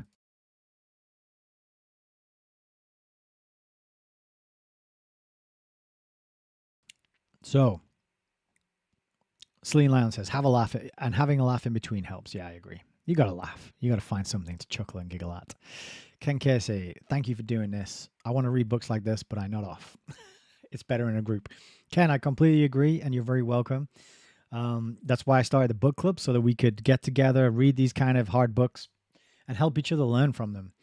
I would benefit greatly, I think, if we were all in a room together and we could discuss and dissect and go back and forth in real time, person to person, rather than through the text messaging medium. That would be my dream, right? A little book club where we get together, read a chapter of this, and the smart people in the group can help the dummy like me understand what I just read. Melissa from Alan Watts CTTM says, I observe trends now online, so much academic and intelligent seeming exposure, yet to me it seems to allow some of us to talk, yet of course change nothing. Yeah, that's a great point. That's a really good point. A lot of discussion. You can find incredibly knowledgeable academic level discussions and analysis. Somebody mentioned Jay Dyer earlier in the chat. He does some of this as well. Incredibly well read, incredibly knowledgeable. But what does it do for you? What are you empowered to be able to do after engaging it with that? So you might say the same thing about my stuff as well, my content. But I mean, you wouldn't say the same thing as that I'm on a Jay Dyer level, right? I'm more like a caveman trying to read a book level than because he's like post-grad trained in formal debate and has some of that schooling to back up where he's coming from. I'm just a knuckle dragger with a library. David James Flood says, I picked up an interesting book called The History Thieves. It's about the Official Secrets Act and the UK government's various nefarious geopolitical escapades in the 20th and 21st centuries. That sounds great. I'm going to look that up, see if I can grab a copy. And Frank says, thanks again, Nick. Very dense chapter. You're very welcome, Frank. It was a really dense chapter. So I'm going to be re-listening to that, chewing on it a little bit, and probably kicking myself for my unintelligible comments that I tried to add throughout. But we did it. We got another chapter under. We got another chapter on the record. The next one is called Global Fragmentation and Unification. So we might be hearing a little bit more about the synthesis part of the thesis, antithesis, synthesis, three-step model, three-step shuffle, otherwise known as problem, reaction, solution. It's good. We're definitely stretching I'm stretching my cognition, my ability to understand and talk about these kinds of things. And that's what it's all about. It should be a workout for your attention span, for your understanding, for your vocabulary, for your ability to explain concepts and ideas, to interact with narratives and high-level thinking, such as the geopolitical strategists employ, right? Because we got to remember that these, yes, they're psychopaths, but no, they're not stupid. They're not dumb. They're not idiots. They're highly, highly intelligent. It's just that intelligence is not underpinned by empathy and compassion and kindness and decency and love and creativity and a respect and an admiration for creation itself, right? They do not have that stuff, but they have the intellect and the intelligence. They have the logic. They have the rational ability to think and analyze and look at the system, understand how it works, and exploit it to their own ends, right? So I think that's what we got to bear in mind, that we're trying to engage with a very, very honed and sharpened level of thinking here. And you got to have that when you're looking at these macro views on things, geopolitical, cultural. It's very hard to, one, understand exactly what he's describing and where he's coming from, and then two, critique it and pick it apart and see where he's leaving things out or misrepresenting things. This could be a whole, a whole, I don't know, with years worth of study in and of itself. But, we do what we can, and I appreciate you being here with me on this journey. So I am going to turn in for the evening. I'm going to go and hang out with my family. I suggest you do something similar. Do something that is wholesome and uplifting, and that maybe is creative. Maybe it is something that you feel called to do, something you enjoy, something that is not filling you with fear and dread and anxiety and stress and all that kind of stuff, right? As dense and intellectual as reading this stuff is, I actually do really enjoy trying to read it and understand it and communicate it to you guys. So I appreciate you hanging out with me. And sorry for calling you guys. I was literally just thinking earlier today about how when was the memo sent out to start calling everyone guys? You go to a cafe or anywhere, it's like, hi guys, can I get you anything today, guys? What do you guys want? Are you guys done with that menu? And we're all guys now, apparently. And I just did it, and I apologize. We're not all guys. We are men and women, and we are humans. We have been brought into this reality with the same rights as all the other humans. And I think the more of us that we can get to recognize that we don't need to outsource our authority to a group of people calling themselves a think tank, or a group of people calling themselves government, or a group of people calling themselves a satanic Illuminati bloodline banking family, right? None of those groups have the authority. We have it within us. It's in our heart. It's in our conscience. It's in our mind. It is the coordination of the internal trinity of mind, heart, soul, spirit. It's the mind, the heart, and the spirit that make up the soul. I think that's a one way to look at it. But it's thoughts, emotions, and actions, making them coherent, orienting them towards what is good, what is wholesome, what the world needs. More kindness, more compassion, more creativity, more output, more love, more decency, more humor, more curiosity, more creativity, right? That's what it's all about. And so I'm going to wrap it up on that message. Good to see you all. Boris slipping in with a comment at the end there. Thank you for this guy's comment. I hate it. I hate it too. I apologize again for slipping into it, but this is what happens: is monkey see, monkey do. This is why watching television is so dangerous. This is why it's such a powerful soft power, is because you just see it on the television, you hear it repeated so many times, and then you start doing it, and then you go, why am I doing this? So I'm going to go and lash myself with the cat of nine tails for transgressing that particular faux pas. But yeah, really, really great to have you all here. Hope you enjoyed the broadcast.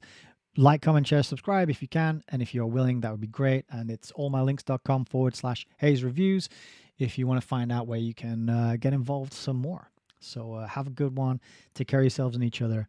I'll talk to you next Friday for Chapter 4 of Between Two Ages by Zbigniew Brzezinski.